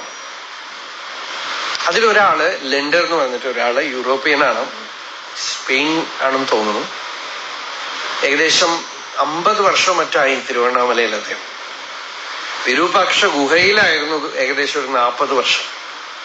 അദ്ദേഹമാണ് ഇവരെയൊക്കെ ഈ വേദശ്രവണത്തിനൊരു ഉത്സാഹാക്കി വെട്ടത്. നമ്മുടെ ആളുകൾക്ക് സംസ്കാരവശാൽ അറിയുമെങ്കിൽ പറയാം, ഇവർക്ക് അതൊന്നും അറിയില്ല. പക്ഷേ ധ്യാനത്തിന് നല്ല സുഖമാണെന്ന് പറഞ്ഞിരിക്കും. എന്തോ ഒരു വിശ്വാസം, എന്തോ ഒരു ഭക്തി. അപ്പോ അതൊക്കെ കാണുമ്പോഴെങ്കിലുമൊക്കെ ഈ നമ്മുടെ ഇവിടെ ഉള്ള ഓരോരുത്തർ പറയണതും എഴുതി വിടണതൊക്കെ കാണണം. കടയ്ക്ക് കത്തി വെക്കുന്ന പോലെയാണ്, ഇരിക്കുന്ന കൊമ്പ് വെട്ടുന്ന പോലെ. അതുകൊണ്ട് ഈ സംസ്കാരം നിലനിന്നിട്ടില്ലെങ്കിൽ വല്ലാതെ വിഷമിച്ചു പോകും. ഇതൊക്കെ നഷ്ടപ്പെട്ട ശേഷം പിന്നെ വെച്ചൂര് പശുവിനെ തരയണ പോലെ തരയും. അതാണ് ഉണ്ടാവുക. ഇപ്പൊ കിട്ടാനില്ല, ഇനിയിപ്പോ ആർട്ടിഫിഷ്യലായിട്ട് ഉണ്ടാക്കാൻ പറ്റുമോ എന്നൊക്കെ അന്വേഷിച്ച് നടക്കേണ്ടി വരും. ആ സ്ഥിതിയാണ് ഇനി നമ്മളുടെ മുമ്പിൽ വരാൻ പോണത്. ഒരു കാലത്ത് ഈ നാടൻ പശു ഒന്നും കൊള്ളില്ല എന്ന് പറഞ്ഞ് ജെർസി പശുവിനെ കൊണ്ടുവന്ന് ഇപ്പൊ നാടൻ പശു കിട്ടാതായ പോലെ നമ്മുടെ സംസ്കാരമൊന്നും കൊള്ളില്ല എന്ന് ഇപ്പൊ പറയണ ഈ വിവരം കെട്ട ആളുകൾ പറയണതൊക്കെ കേട്ട് അവസാനം ഇതൊക്കെ നഷ്ടപ്പെട്ട് കഴിയുമ്പോ അവസാനം ഇത് ഉണ്ടാക്കാൻ ഇനിയിപ്പോ എന്താ വഴിയെന്ന് അന്വേഷിച്ച് നടക്കുമ്പോ കിട്ടൂല. അങ്ങനെ വരില്ല. ഭഗവാന്റെ ചുമതലയാണത്, ഈശ്വരന്റെ ചുമതലയാണ്. ശാസ്ത്രയോനിത്വാത് എന്ന് ബ്രഹ്മസൂത്രത്തില് ഒരു സൂത്രമുണ്ട്. ശാസ്ത്രത്തിനൊക്കെ യോനി ഭഗവാനാണ്, ബ്രഹ്മമാണ്. അതുകൊണ്ട് അത് ശാശ്വതമാണ്, വീണ്ടും വീണ്ടും ആവിർഭവിച്ചുകൊണ്ടിരിക്കും. സൂര്യാചന്ദ്രമസൗ ധാതാ യഥാ പൂർവമകൽപ്പയത്. പൂർവകൽപ്പത്തില് ഉണ്ടായ പോലെ സൂര്യചന്ദ്രാദികൾ വരുന്ന പോലെ വേദമും വരുമെന്ന.